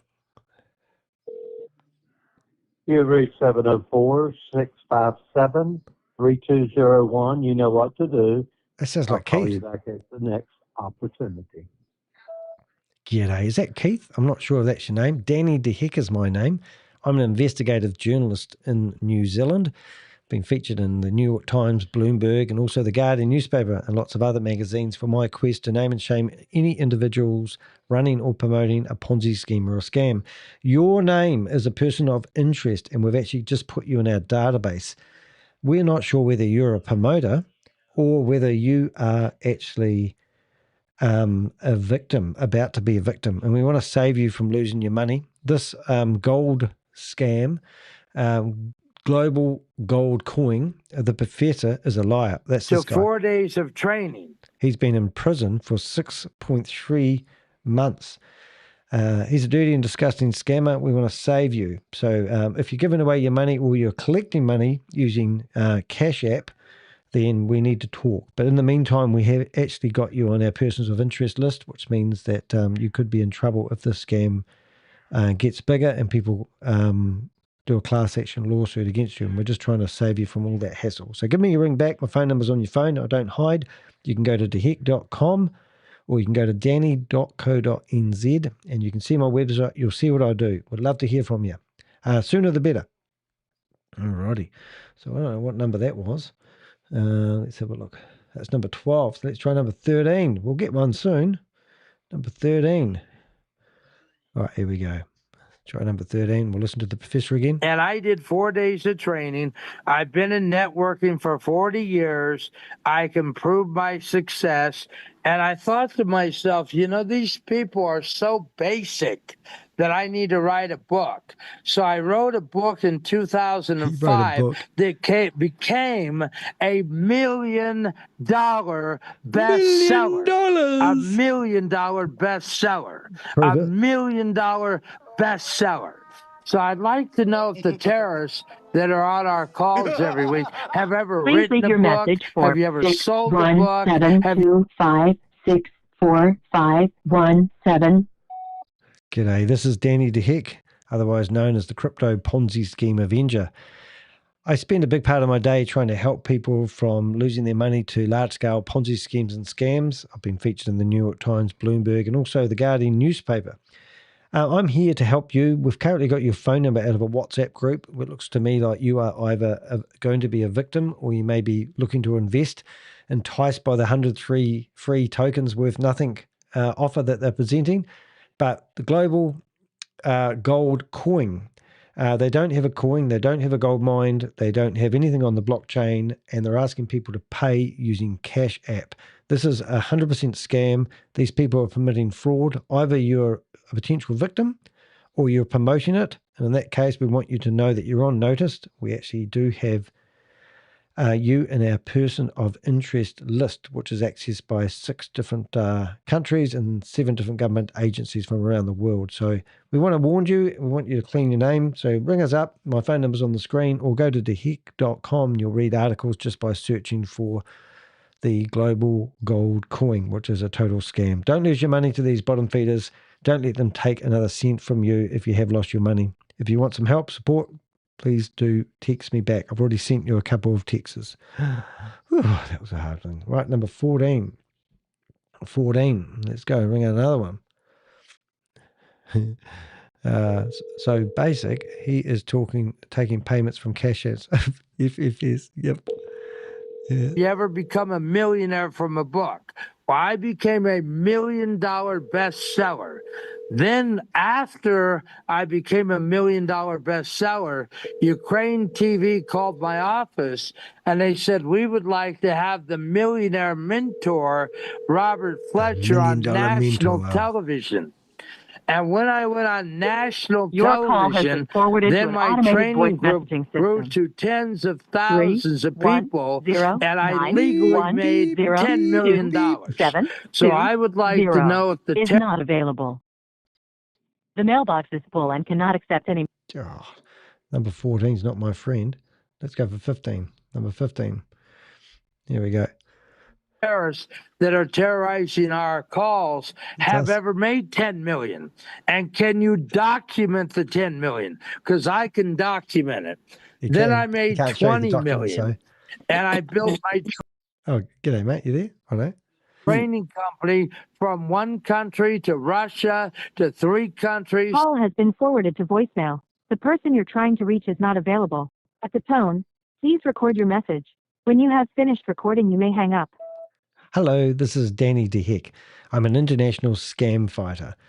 You may know of me. I've been in the New York Times, the Guardian newspaper, and also a Bloomberg documentary at exposing large-scale Ponzi schemes and scams. We've got your phone number from the Global Gold Coin WhatsApp group. Now, either you are promoting it to other people and hoping to get a commission, or you may be about to invest in these tokens. This is 100% a scam. They don't have any proof of mines, and you can't gold back a token with the gold still in the ground. It's illegal. They're doing payments with Zelle and Cash App. They do not have anything to do on a blockchain, and there's no verification of any token or coin. It's a total scam, and it's all multi-level marketing, and the people are taking your money. So if you want to know more, reach out to me. I've already sent you a text. Just reply to that text. I'm here to help. I'm not a foe, but if you're promoting it, we want you to know that you are on our persons of interest list. Our person of interest list is around about 700 people at the moment. It's accessed by 7 different government agencies from 6 different countries. If you want to clean your name or get yourself off the list, you need to contact us immediately. Have a great day. To 5 countries to 10 countries, and I built my training group to 250,000 people. Well, then the mafia started Who would you mention the mafia me, for? and they kidnapped me 5 times in Ukraine. They never attacked me in Russia because I was protected by Putin and my lawyers. They never attacked. G'day. Oh, you there? Is that you, Keith? Attacked me in Kazakhstan, Kyrgyzstan. They never attacked me in Turkey. They never attacked me in Spain. That's the professor. It's Danny DeHeck. You're not talking to me. You're just listening. That's okay. The professor has been in jail for 6.3 years. We've got documentation about him. There's lots of things that he's been a naughty boy with. We're just trying to save people from investing or promoting this scam. Oh, they hang up now. Let's ring them back. Let's try again. Here we go.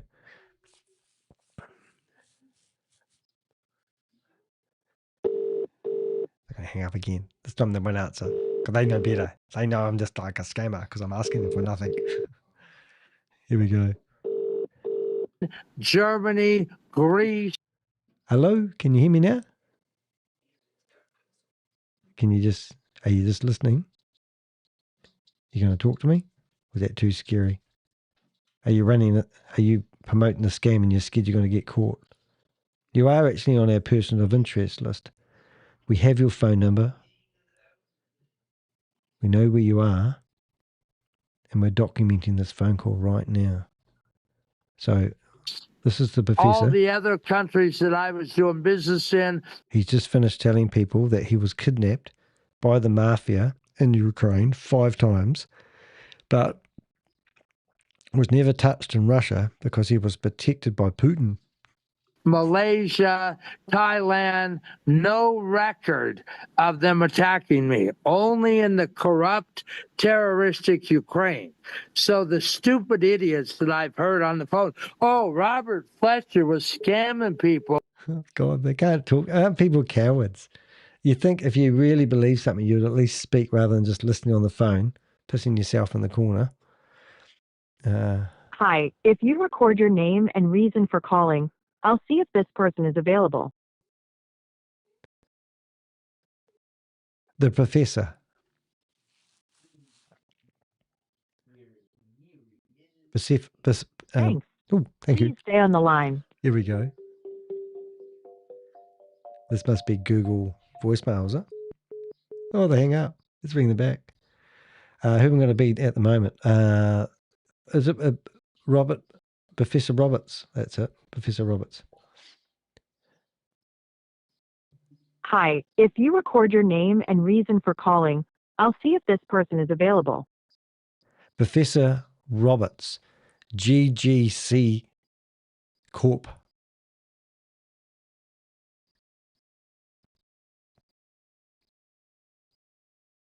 Thanks. Please stay on the line. See what happens.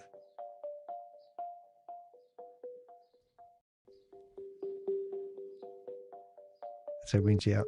Oh, they hang up. What cowards. All right, that's number 17. We're up to 18 now. Let's see what's 18. Hi, if you record your name and reason for calling, I'll see if this person is available. Professor Roberts, GGC Corp.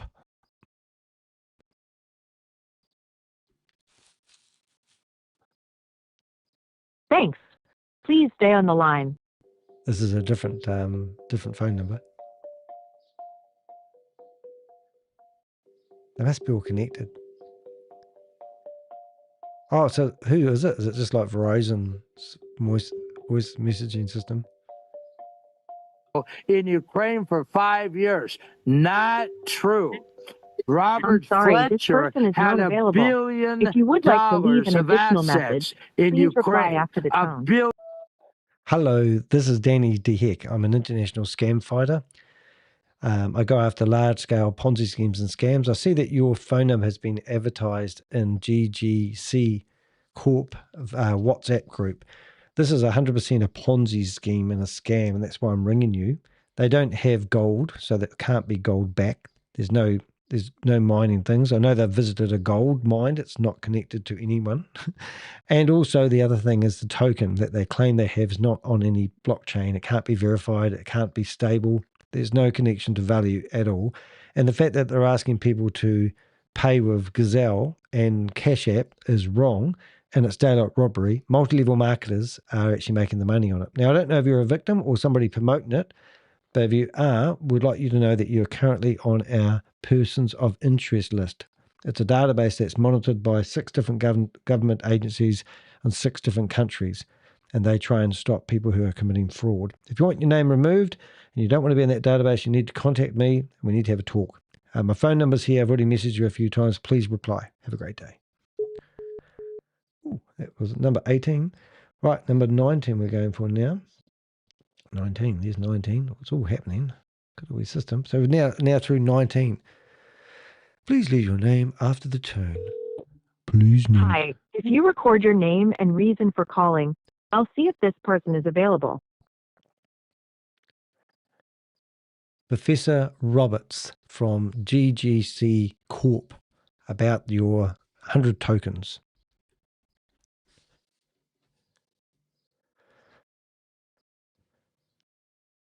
Thanks, Professor Roberts. Please stay on the line. $1 billion. And when they kidnapped me, they took all my assets, which were This guy got kidnapped by aliens, to be honest. a guarantee to my business partners. Hello? Yeah, g'day. How you doing? Is this who's speaking? Sorry, you there? Excuse me? Oh, who's speaking?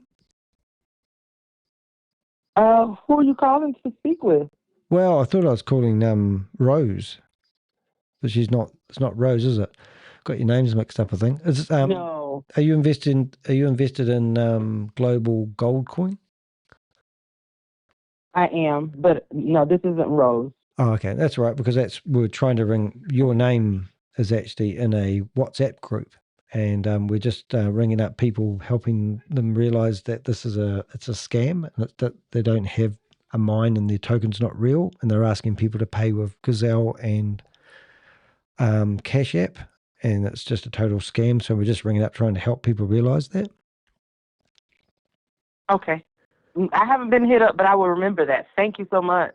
Yeah, if you want more information, I did send you a couple of texts the other night. There's a whole blog about how Dr. Robert Professor has been in prison for the last 6.3 years, and he's out now, and now he's starting to scam people again. He's a total fraud. He's not the real person. And the other people that are promoting it, like Larry Lane, we've got documented proof of them promoting 5 or 6 like-minded scams that have all fallen over. And these are all just multi-level marketing people who are out to get the commissions that these companies pay when the people invest in them. But there's no gold-backed anything because the gold's still in the ground, and the mine that they went to on the buses it's not their mine. It's got nothing to do with anybody. It's just a random mine that they've gone and visited. So I don't know if that's alarming to you or it's just another day in the office, but we're trying to help people. I appreciate that. Thank you so much.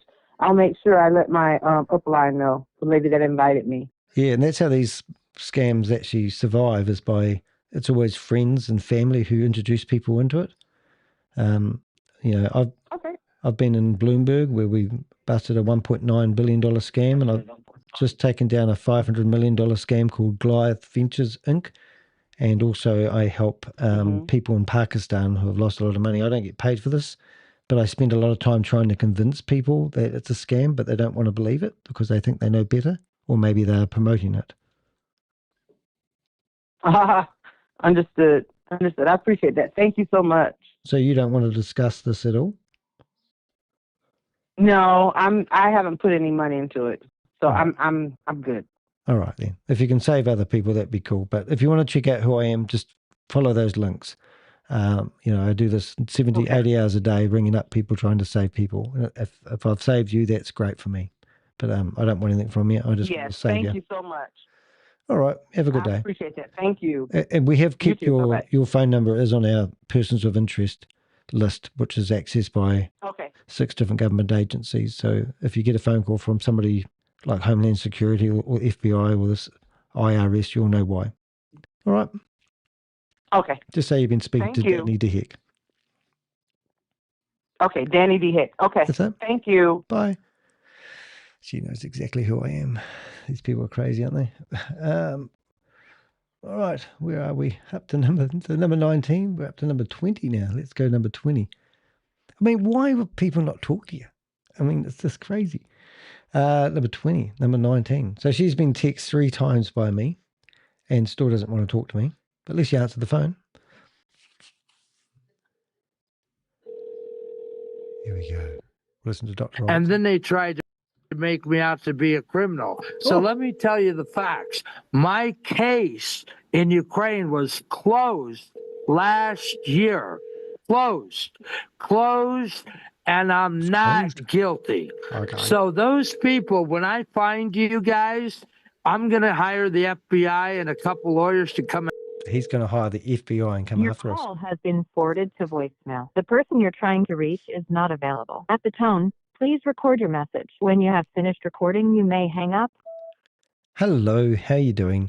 Danny DeHick's my name. I'm an international scam fighter, been featured in the New York Times, Bloomberg, and also in the Guardian newspaper. I help save people who may be interested in investing in passive income opportunities. I've found your number on a WhatsApp group. It looks like you're interested either in investing or you are actively promoting the global gold coin, GGC. It is literally a scam. There's no mines, there's no gold, it's not backed by gold. And the person that's promoting it, Dr. Professor Roberts, is a convict or a criminal, and he's out at the moment and he's trying to recruit people like a cult leader. So you could be a victim or you could be part of the problem. We've currently got your phone number on a database which is accessed by government agencies, and they may be contacting you. But we'd like to know where you stand, whether we saved you or whether you're a part of the problem. If you can reply to the texts I've sent, we might be able to help sort it all out for you. But I would strongly suggest not to invest because you're just going to give your money. And if they're asking you to pay for a token that's not on a blockchain anywhere with Cash App or Zelle, then you really want to question why you're giving away your money to these scammers. If we can help, reach out to us. We'd love to help you. Oh, I don't know if it's good. Sometimes you think, am I doing this right? Am I saying the right things? Okay, what are we up to now? All right, messages. That was number 20. Let's go 21. See, when they ring back, I'll know which one I rung to. We go for 21 now. I've got 45 to go. I'm not going to do them all. Your call has been forwarded to voicemail. The person you're trying to reach is not available. At the tone, please record your message. When you have finished recording, you may hang up. Hello, how you doing? I sent you a couple of texts and you haven't replied. My name is Danny DeHeck. I'm an international scam fighter. I help people who may be just about to be a victim. There's a scam going at the moment called Global Gold Coin. They claim it's gold backed. They've got no mine. It's a load of rubbish, and they've got no gold. And that's also proven. Anyway, if you want to be saved from investing your money into a token and you're thinking about giving your money using Cash App or Zelle, please don't. It is just, you're just throwing your money away. The people behind it have been proven many times to be promoting multiple scams all over the place. So before you give your money away, please reach out to me. I've already sent you a text. Just reply to me and I'll give you the information. If you go to my website, deheck.com, you'll see there's an article all about how, what's his name, the Professor Roberts is a scammer, and also how they're tricking people into investing. Whew, that's hard work. All right, so we're up to 22. We'll do a couple more. It would be nice to speak to somebody else rather than number 22. Let's see if they want to talk. 22. Number 22. Your call has been forwarded to voicemail. The person you're trying to reach is not available. At the tone, please record your message. When you have finished recording, you may hang up. Hello, this is Danny DeHeck. We're trying to save you from losing your money. We found you in a WhatsApp group called Global Gold Coin, GGC. It's fool's gold. They don't have any mines, they don't have any gold, and they don't have any tokens or coins. It's a total scam. They're asking people to use Cash App and Zelle for payments. That's not what you do when you invest in a token that doesn't exist. They're claiming that their tokens are worth $10 each, but there's no verifiable proof. And the guy that's promoting it, Professor Roberts, is a scammer. He's been in jail for 6.3 years. He's even mentioned that himself. And there's multiple articles about him online. Please research Mr. Thomas. His name is actually Robert Thomas Fletcher. He calls himself Professor Roberts. The man, the myth, the long tail of financial deception. The guy's a scammer. And if you're a victim, great, we might have saved you. But if you're promoting it, we're coming after you. All right, number 22. Let's try number 23. I think I've had enough after this. We'll go to 23. Have I got 23? 42, 41, 29, 23. If not, we'll go to 24, I suppose. There's 23. There we go. Let's have a look. I think we've talked to this person before.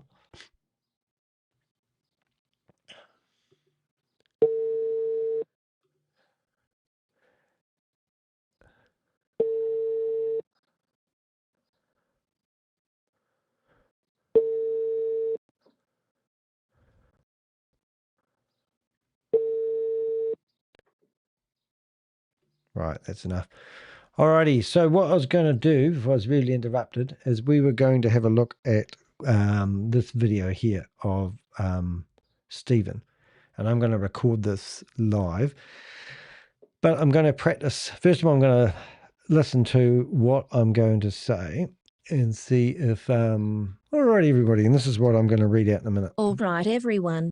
Let's get something straight before we go any further. What you're about to see is not one bad AMA. It's 6 AMAs in a row, numbers 9 through 14, all telling you that delivery is close, nothing is wrong, and everything is just around the corner. And yet, here we are. Across these AMAs we were promised staking, forging, AI, on-chain execution, mainnet readiness, and exchange listings, all framed as imminent.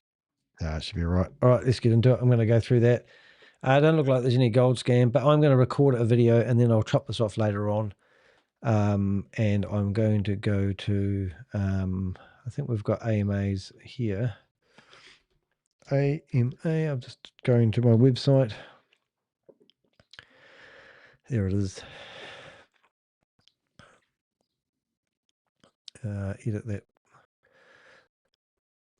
And then we'll make that go to 14 now. Big update, Danny. 14. Alrighty. And then I'll upload this later on as a video and we'll go here. So that's cool. So let's go. All right. Let me get ready. See, I've got to go to the loo before I start. Otherwise, I'll wet my pants, and that won't be a good look online. Won't be a second.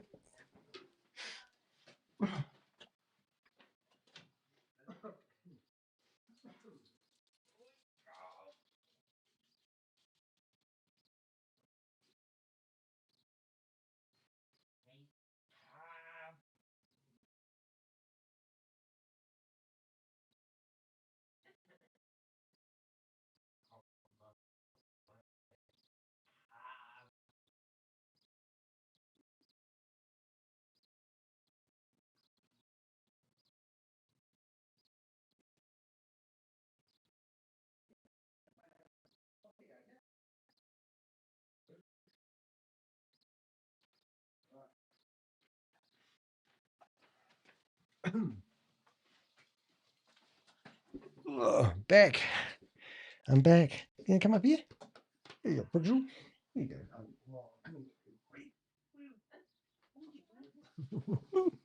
Hey, come up here. Up here. Up here. Ooh. Oh. Say, Pixel. Hey, stop licking my ears. Pixel, what's a W? You smell like a dog. Pixel? Hmm. Do you think we can do this one with you on my shoulder? I don't think so. All right, come on here. Oh. Alrighty, let's go. All right, let's get ready for this. Okay. Unfortunately, I think the FBI is for hire these days. It is high case, isn't it? All right, so let's get into it. Here we go. All right. All right, everybody. Let's get into something straight before we go any further. What you're about to see is one bad AMA. It is actually, let's start again.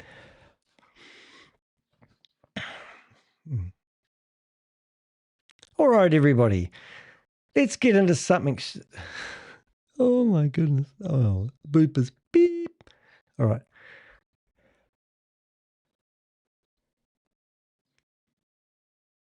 All right, everybody.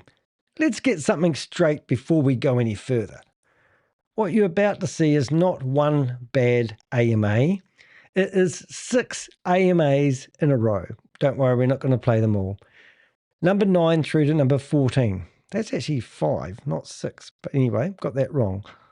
All telling you that definitely the delivery is close, nothing is wrong, and everything's just around the corner. And yet, here we are. Across these AMAs, we will promise staking. I don't even know what that word is. Forging. Forging, AI, on-chain execution, mainnet readiness, and exchange listings, all framed as imminent, meaning just around the corner. Weeks later, no one has those promises. Not one of those promises has been complete. Instead, every time a deadline passes, the story changes. And what was almost finished becomes part of phase 2. And what was live soon becomes testing, and what was built quietly turns into being merged. Is it merged? Being merged? I'm reading my own words. Being migrated. Being migrated. And what was supposed to be delivered gets replaced by a brand new promise. And it's true. That's the pattern. AMA after AMA, and the timeline moves, the language softens, and the responsibility disappears without even acknowledging that the previous claim failed. And here's the most important part. Yes, it gets worse. If this project was genuinely progressing at the pace we are told, AMA 14 should be showing us finality. Better get that right. Showing us finality. I did get it right. Instead, it's still asking for belief. Price targets are discussed before products are finished. Listings are hinted at without confirmations. Advanced AI is postponed while still relying on APIs and future plans. And delays are reframed as strategy while insisting nothing is wrong. That's not development, that is narrative management. Tonight, we're not speculating, we're not attacking, and we're not guessing. We're simply lining up Stephen's own words in order and comparing them with what actually happened. Because real projects don't need constant resets. Real progress doesn't need publishing and goalpost. And real delivery doesn't live forever in the future tense. Let's go through the receipts. So that was a bit of a mouthful for Danny to get going. But this guy actually tried to sue me in the New Zealand High Court for $3.8 million. He, at the age of 23, decided to go hunting for live dinosaurs in the Congo. And he managed to convince people to pay him, raise $29,000 to go and hunt for live dinosaurs in the Congo and dog-sized spiders.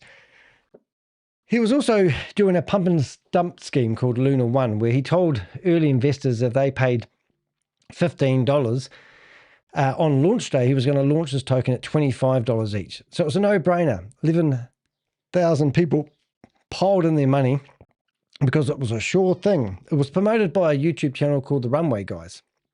The Runway Guys did 2.5 months, 3 months worth of campaigns telling everyone they were fools if they didn't participate in the pre-sale. On launch day, he launched his token at $5 each. Apparently, he got some advice, last-minute advice, and everyone that had put $15 in it instantly lost three-quarters of their money. At the end of the day, they only had $1 left. And then people reached out to me. I started publicizing people's losses, and then he come after me to shut me up and said it was defamation. Now what he's done, everyone keeps transferring one token to the other, just like grains of sand aren't worth anything. These tokens aren't worth anything. So he continuously builds up hype. And what we've been doing is we've been backing up all his AMAs, and we've gone from AMA 9, 10, 11, 12, 13. So is there actually 1, 2, 3, 4, 5? Oh, there is 6. Oh, right. I don't know how I got that wrong. Interesting. Anyway, long story short, what we've done was put all the transcripts into AI, and we have then gone through and cross-references of everything he said and everything he delivered, which is a bit of a disappointment. But let me get this right. Yes, so there we go. So I'm going to read this, but if you have been following this here, it is actually quite comical to use AI to break down what he said and what he did, because it just shows he's totally full of shit. But we're just going to read some of the basics and go through it. Now, I think AMA number 13, this is AMA 13. I think we've fixed that. I'll go down till we find 14. I accidentally called it 13 instead of 14, and then I had to ask it to reset itself. And there it is. Alrighty, so let's go through, and we'll just read this whole bit again, because this wasn't what I just read out, but you'll get the idea. All right, let's start again. This is AMA number 14. It's been 8 days since the last AMA, and once again we're presented with the same pattern. Delays explained away, timelines pushed, and assurances that nothing is wrong, all in the same breath. That contradiction matters. If everything is on track, you don't need excuses. And yet AMA number 14 is built almost entirely on managing expectations, redefining deadlines, and introducing new promises to replace old ones that were never delivered. Tonight, we're going to unpack this AMA properly, not emotionally, not hypothetically, but by comparing what's being said now with what was promised before, and what still hasn't happened. Yeah, now what is, what's still happening? This isn't about belief, it's about patterns, and AMA 14, those patterns are no longer subtle. So I'm just going to flip a screen over here. I'm just going to give you a little bit of a heads up what's actually happening here, because it is actually quite, I don't know if I want to use the word comical, but it is actually quite, I wish I could actually get this right. Hold on, let's go, have I got this? Oh, there it is.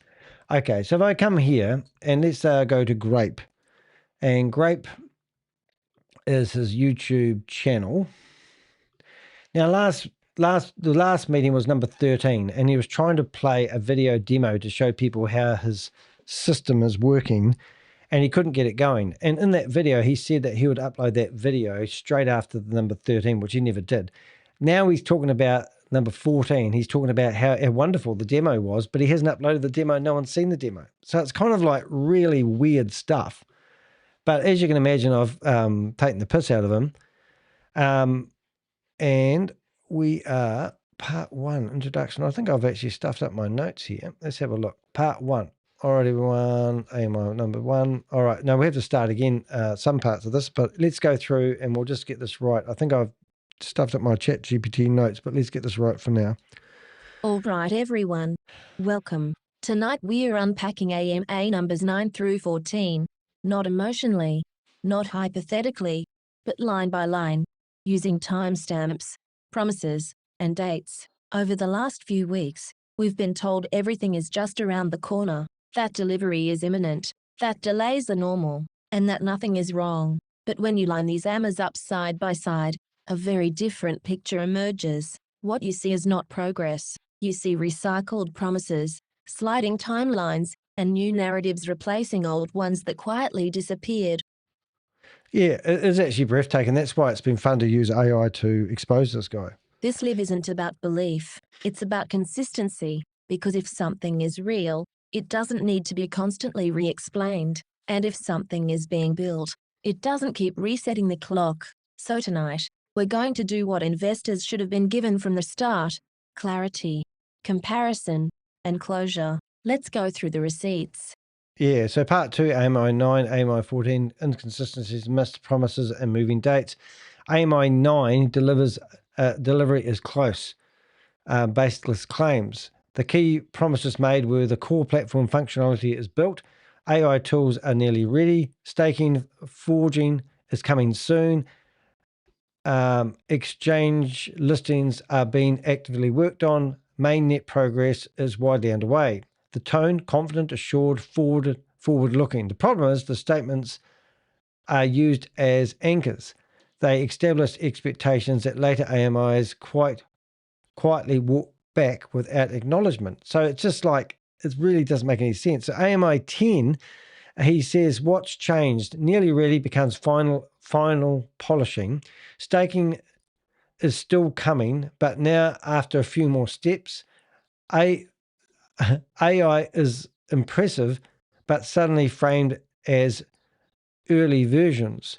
Listings discussed, but no dates or names. Inconsistencies. If AMA 9 was already near completion, AMA 10 should be now delivery, not reframing. Instead, timelines often sometimes soften, but without admitting the original ones were missed. So it's like if you lie, it's hard to cover the truth, to tell, you like, this is what's so brilliant about, this is what's so brilliant about AI. You can't lie to AI without being caught if you know how to train AI. So, new narrative introduced in AMA 11. The core functionality now depends on phase 2. AI is partially, was it practically? Partially API based, not fully native. On-chain execution becomes a future goal, not a current one. Key shift: things previously implied as built are now described as being migrated or planned. Red flag: you don't migrate what already exists unless it didn't exist in the first place. AMA 12, so we're going back and forth. We're not going back, but we're just going through all the contradictions. Token price is speculation is either going to be $3 or $15, discussed casually, like he can determine how much his token is worth. He's already got a bad history of that. Listing framed as could be any day. Encouragement to buy before the price movement. So he's telling you to trust me, bro, it's going to be worth this much, and you can buy it in the pre-sale. Price discussion happens before verified listing, delivered staking, finished mainnet, and audible tech. This reverses the normal order of legitimate projects. So AMI 13, which was last week's one, 8 days ago, delays are blamed on testing, rollout, sequencing, or user demand. Because there's been a crash in crypto, now everything's changing. At the same time, reassurance that everything is on track. No acknowledgement of earlier times that have passed. Contradictions. You can't claim unprecedented speed while also asking for, was it that word? Indefinite, hold it. Indefinite patience. Yeah, so unprecedented speed. We're going like a bat out of hell, but now he's asking you for patience. Does make sense. And then AMO 15, which is where we are today. This is where the pattern becomes undeniable, is it? Undeniable. Yep. So what does AMA 14 does? Unpacks old promises with new updates. Introduce more future features instead of delivering existing ones. Frames API-based AI as temporary with on-chain exclusion. Is it? Execution always very soon. Mentions listings again, still without dates or confirmation. So, we're going months back now. So AMA 14, we are further away from delivery than we were with AMA 9, despite repeating claims of rapid progress. That's not development, that's narrative cycling. The core pattern across AMI 9 and 14. Very soon never arrives. Missed dates are replaced with not acknowledgement. Testing gaps are reframed as roadmap features. Price is discussed before product completion. Hope is used as a subtle foreclosure. I don't quite get that one right. Each AMA does not move the project forward. It moves the explanation. Is that right? Explanation? Explanation. It's a bit complicated, isn't it? Why this matters. Investors don't need more AMAs. They need finality. Instead of jumping from one promise to the next, people deserve to know what was supposed to be done, what wasn't, and why the story keeps changing. Hope is powerful, but prolonged hope without delivery is not optimism. It's a control mechanism. If you want, that's it. So basically, I asked it for a. So let's have a quick look and let's see what Steve has to say for himself. We'll turn him up. We'll have a wee listen. Long. I think it's going to be a pretty quick AMA for the most part, so I'm just going to dive right in. So basically we go right into number one, and that is for marketing and communication. Do we have any plans to use an internal spokesperson sharing informational videos about features, news, key events like Apollo did with Colin Stone? Basically, it was a guy that we had hired a while back, and he did informational videos about Apollo. And the answer is yes. And in fact, I would like to bring Colin Stone back. That would be absolutely phenomenal. It's something that I will definitely look into. But yeah, just having that constant person that just puts out informational videos. But this is the real dumb thing. He talks about his past ventures as success. They all failed. And now he's trying to make out he's so successful in the past. If it's so successful in the past, that scheme would have been finished or still running. Is always helpful, always good. So it's something that we'll definitely look into. Then we go on to number two. So number two, will there be some type of forging or staking features that we can earn more with GGT? And how will that work? So I've already gone over this a few times, but yes, we'll absolutely have some staking / forging features for GGT and GRP in the very, I'd say, coming couple weeks. I'm gonna put a goal for a couple weeks, and hopefully we can get that out ASAP, because I know a lot of people are wondering. A lot of people are wanting that for good reason, especially anybody who's gonna hold. Here's the one that's saying it. I'm just going to create an image prompt. Please create an image prompt of me looking at Stephen delivering another AMA in disgust that he's still in front of the computer. Make sure he looks like he's in a studio delivering an AMA, and I'm sitting in the same office looking at him in disgust. All right, so if you're wondering how I create my images, that's what I do. I have an image prompt like this. I upload a screenshot of him, and then I go away, and this will actually create, it will go away and analyze the images. It will look at the outlines of Stevie's face.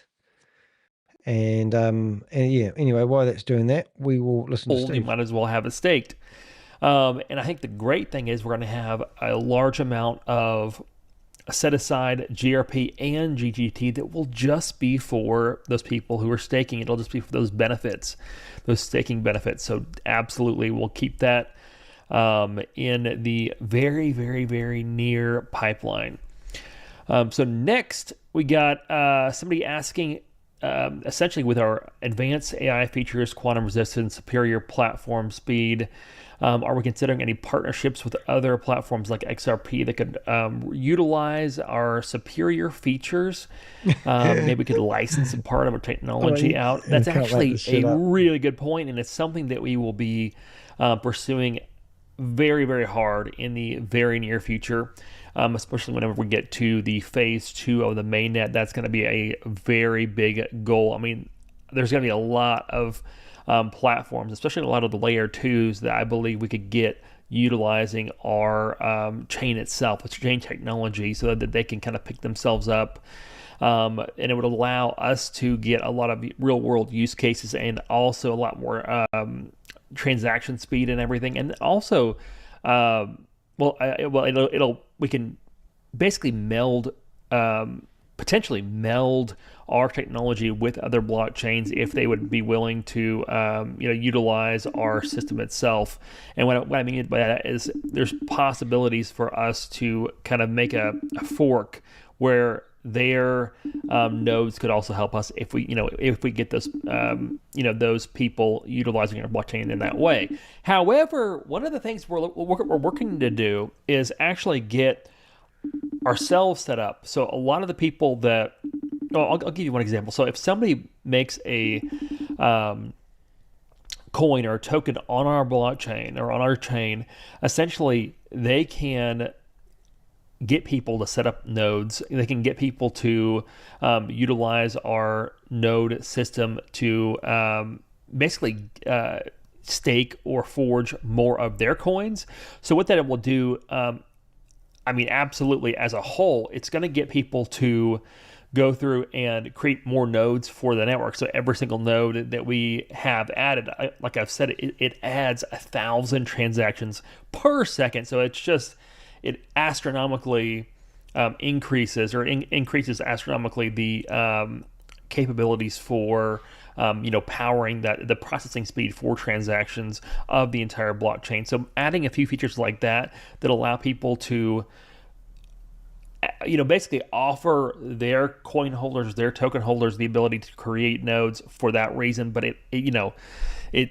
everything we do like that will increase our value. It'll increase the capacities of the chain itself and just keep building grapes. So we're looking at every possibility as far as that is concerned, at both licensing our technology, but then also making it easier for people to adapt and adopt it. So the next question is about the AI chatbot. Basically, they said that the demo was incredibly impressive, and I have to agree with you. I was absolutely blown away the first time that I saw our AI chatbot. So here he is talking about how people have seen their AI chatbot and everybody's in the dark because he didn't upload the video like he said he was going to, which was going to prove that it was real, and he couldn't play the video. So you just can't make this shit up. So this is so funny that he's now talking about it, how it's been released, but no one's seen it. And you can't go there and use it. And he's just talking through a hole in his head. This is all meant to create the hype of the token that doesn't exist. So cool. Basically, they're saying, can that be launched by itself as a standalone project? So he's talking about new projects, or product before he's even finished any project. Absolutely. So what we'd like to do is literally have that as its own app, its own website, just the chat bot itself. So whenever you go onto it, it's literally just boom. It's the grape, basically builder, the grape builder bot. And what that'll do is that would allow people to just continually, you'll sign into your wallet of course, but I mean, you're going to be able to create those apps fast and easily, rather than having to go through, like a new person basically coming in from, an ad or coming in from, a video. They'll be able to just go directly in and start creating from the chatbot itself instead of having to navigate the wallet and find that.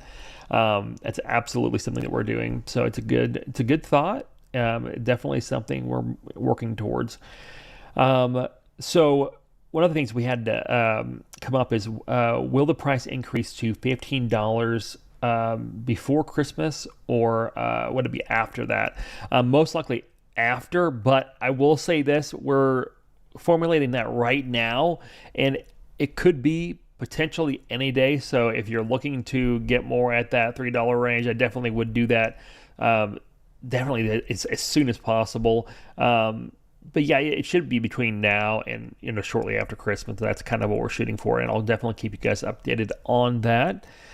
Will coins created on Grape also have the privacy feature as an option? Absolutely. So without a doubt, one of the things we're working to do is to create those private wallets, basically like there's another cryptocurrency that it's very similar to that has a feature very similar to what I'm thinking of, but it's essentially the ability to create a private wallet. So it's a specific type of wallet that is kind of off the grid, and it basically has the ability, it's encrypted, to store funds privately. So and then basically you can create two of those wallets, and those specific types of wallets will be able to receive and send privately. So you can send from that to another one, and it will be private.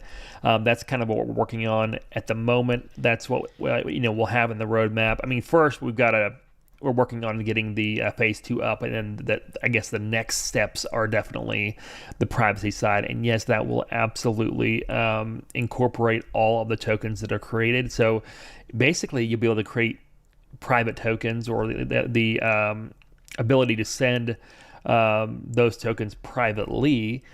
And that's definitely one, I'd say, massive benefit of our chain. For sure, because I've never seen a privacy or a private enabled chain that allows you to also create tokens. So that's kind of cool. The next question is, will there be a swap option so coins created on Grape can be swapped for Grape? That's actually a great question, and that's something that we'll definitely be adding later on, kind of like our little decks that we had in Apollo. We'll definitely have something on absolutely on the Grape chain, to where we have like a little decks in there, and then demo was incredibly impressive, and I have Grape can also be swapped for Grape. That's something that we'll definitely do, and we'll probably have an option to where you can also make the pairing with GGT as well. So going forward, will there be widget boxes on the wallet? Where we can create our own AI custom widgets? We said that for marketing on the Stratus wallet. AI can make some handy widget or custom widgets. It's a really good idea. It's something absolutely we're looking at.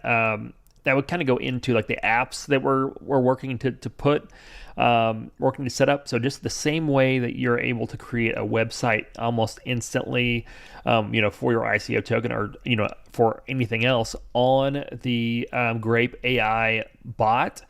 Basically, we're working to do the same thing with apps and, definitely widgets in the future. So like the very near future, you're going to be able to go on there and you're going to be able to create widgets and apps that will incorporate either GRP or your token of choice that's built onto Grape instantly. So that'll be really cool.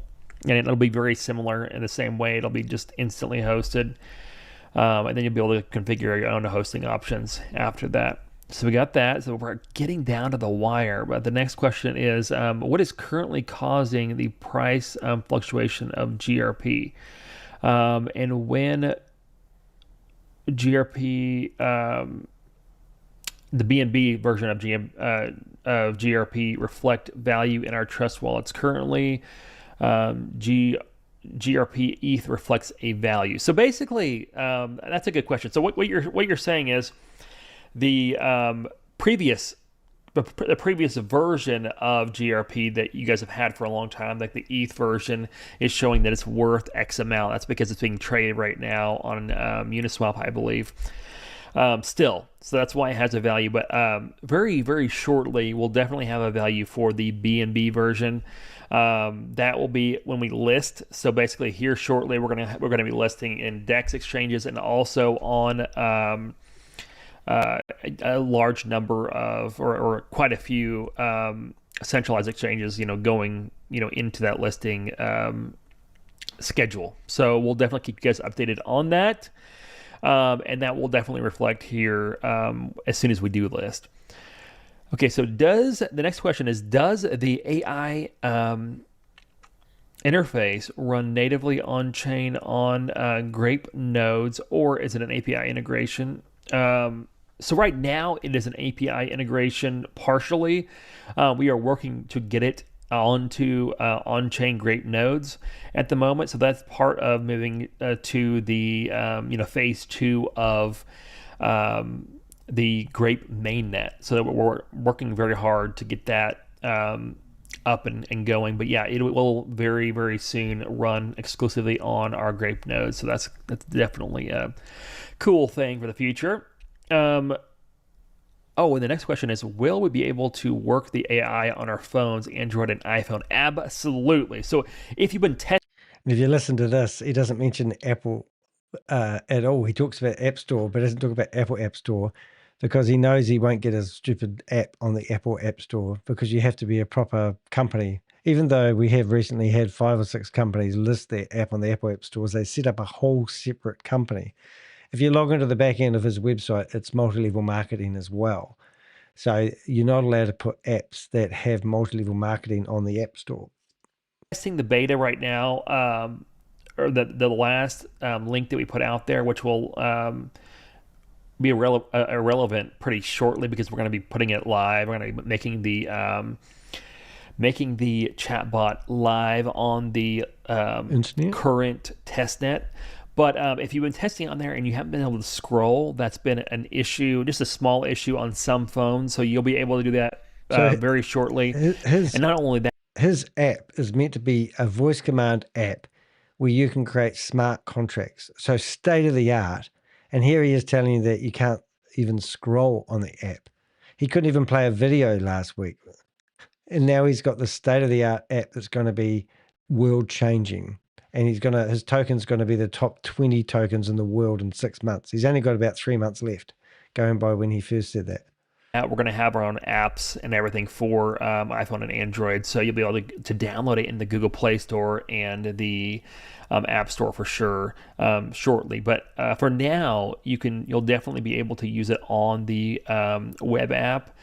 And absolutely, it'll work on both of those. You won't have to use a desktop for that. But anyway, guys, that actually that closes pretty much everything out. We've gotten every question that I got in so far that didn't have to do with something else that I'm going to cover in a video shortly after this. But guys, it has been a phenomenal week for development. I'm telling you, we are getting stuff out at an unprecedented rate. We are already ahead, in my opinion, of the competition as far as AI features, and that is just going to that gap ahead is just going to increase, because we've got updates coming out the first of next week, and shortly after that, we'll have things coming out just quickly. What you've seen in that that beta that you've been able to test is nothing compared to no one's these next updates. It is going to be incredibly informative, incredibly helpful, and I mean, it's just like it's going to be like having a 24/7 employee that just sits there and helps you do anything that you need to with Grape. So you don't need a developer, you don't need anything else. Just goes with that freedom narrative. We want freedom from government, we want freedom from developers. We want to be able to just create and So Stephen was sworn into Congress for his own country. It was called the United Allied States. And he was flying around in his dad's Learjet with his dad, and they were looking for land to purchase so that he could start up his own country. He'd started up a website. If you go back the Wayback Machine, you can find it still. But I've documented all this in the past. So he was sworn into Congress, and then he was gave his presidential speech and everything. So this is his dream. This is not reality, Steve. Wake up. Design on our own, and that's really what we're here for, and that's why I believe Grape is going to be absolutely massive going forward, because it's going to be something that anybody can pick up and start creating and start developing and start designing projects. And the more projects we get on Grape, the more successful the chain will be. So anyway, guys, thank you so much. Definitely keep up with us on Telegram, on Discord, on Twitter, and on YouTube. I'll be putting out a video very shortly on my Stevie Mac channel. In fact, I'll probably be putting out a couple of those a week. So just be watching on all those venues. And yeah, guys, it's getting extremely exciting. I can't believe we're here, but we finally are. We're putting out products, and we're putting out updates. We're putting out things that are surpassing what we believed we could do. I mean, and it's just going to get better and better and better. You guys have a wonderful, wonderful weekend. Yeah, so that's the video. Nothing too exciting there. But I don't even know what he's talking about with the Stevie Mac channel, but maybe I'm missing the channel. I know there was another Steve channel, but I'm a bit tired. So we're not going to do that. So what we have got is we created a image, which we've now put into the blog, and we will add this video into the blog. But here's the photos that we've had so far. Watching Steve do these AMAs, this is the one he couldn't get the things going, and that's today's video, which I've just created while he's listening. So yeah, so don't invest in that either. He's already scammed people out of money. He's gone through a divorce, moved his family to South Africa, and now got married to Ashley, which is the lady I just tried ringing just before. Might try her one more time. But yeah, obviously, where's Steve? Where's Steve? See if we can ring up Steve. Is it McCullough? We need to ring his name. MCC. Ashley, Steve McCullough. Let's see if we can give him a ring. He might answer us this time. Let's have a wee listen. No, he doesn't want to answer us. Hello. Send him a message. Hello. No. All right. See you in the next video. Thanks for watching. Have a great day.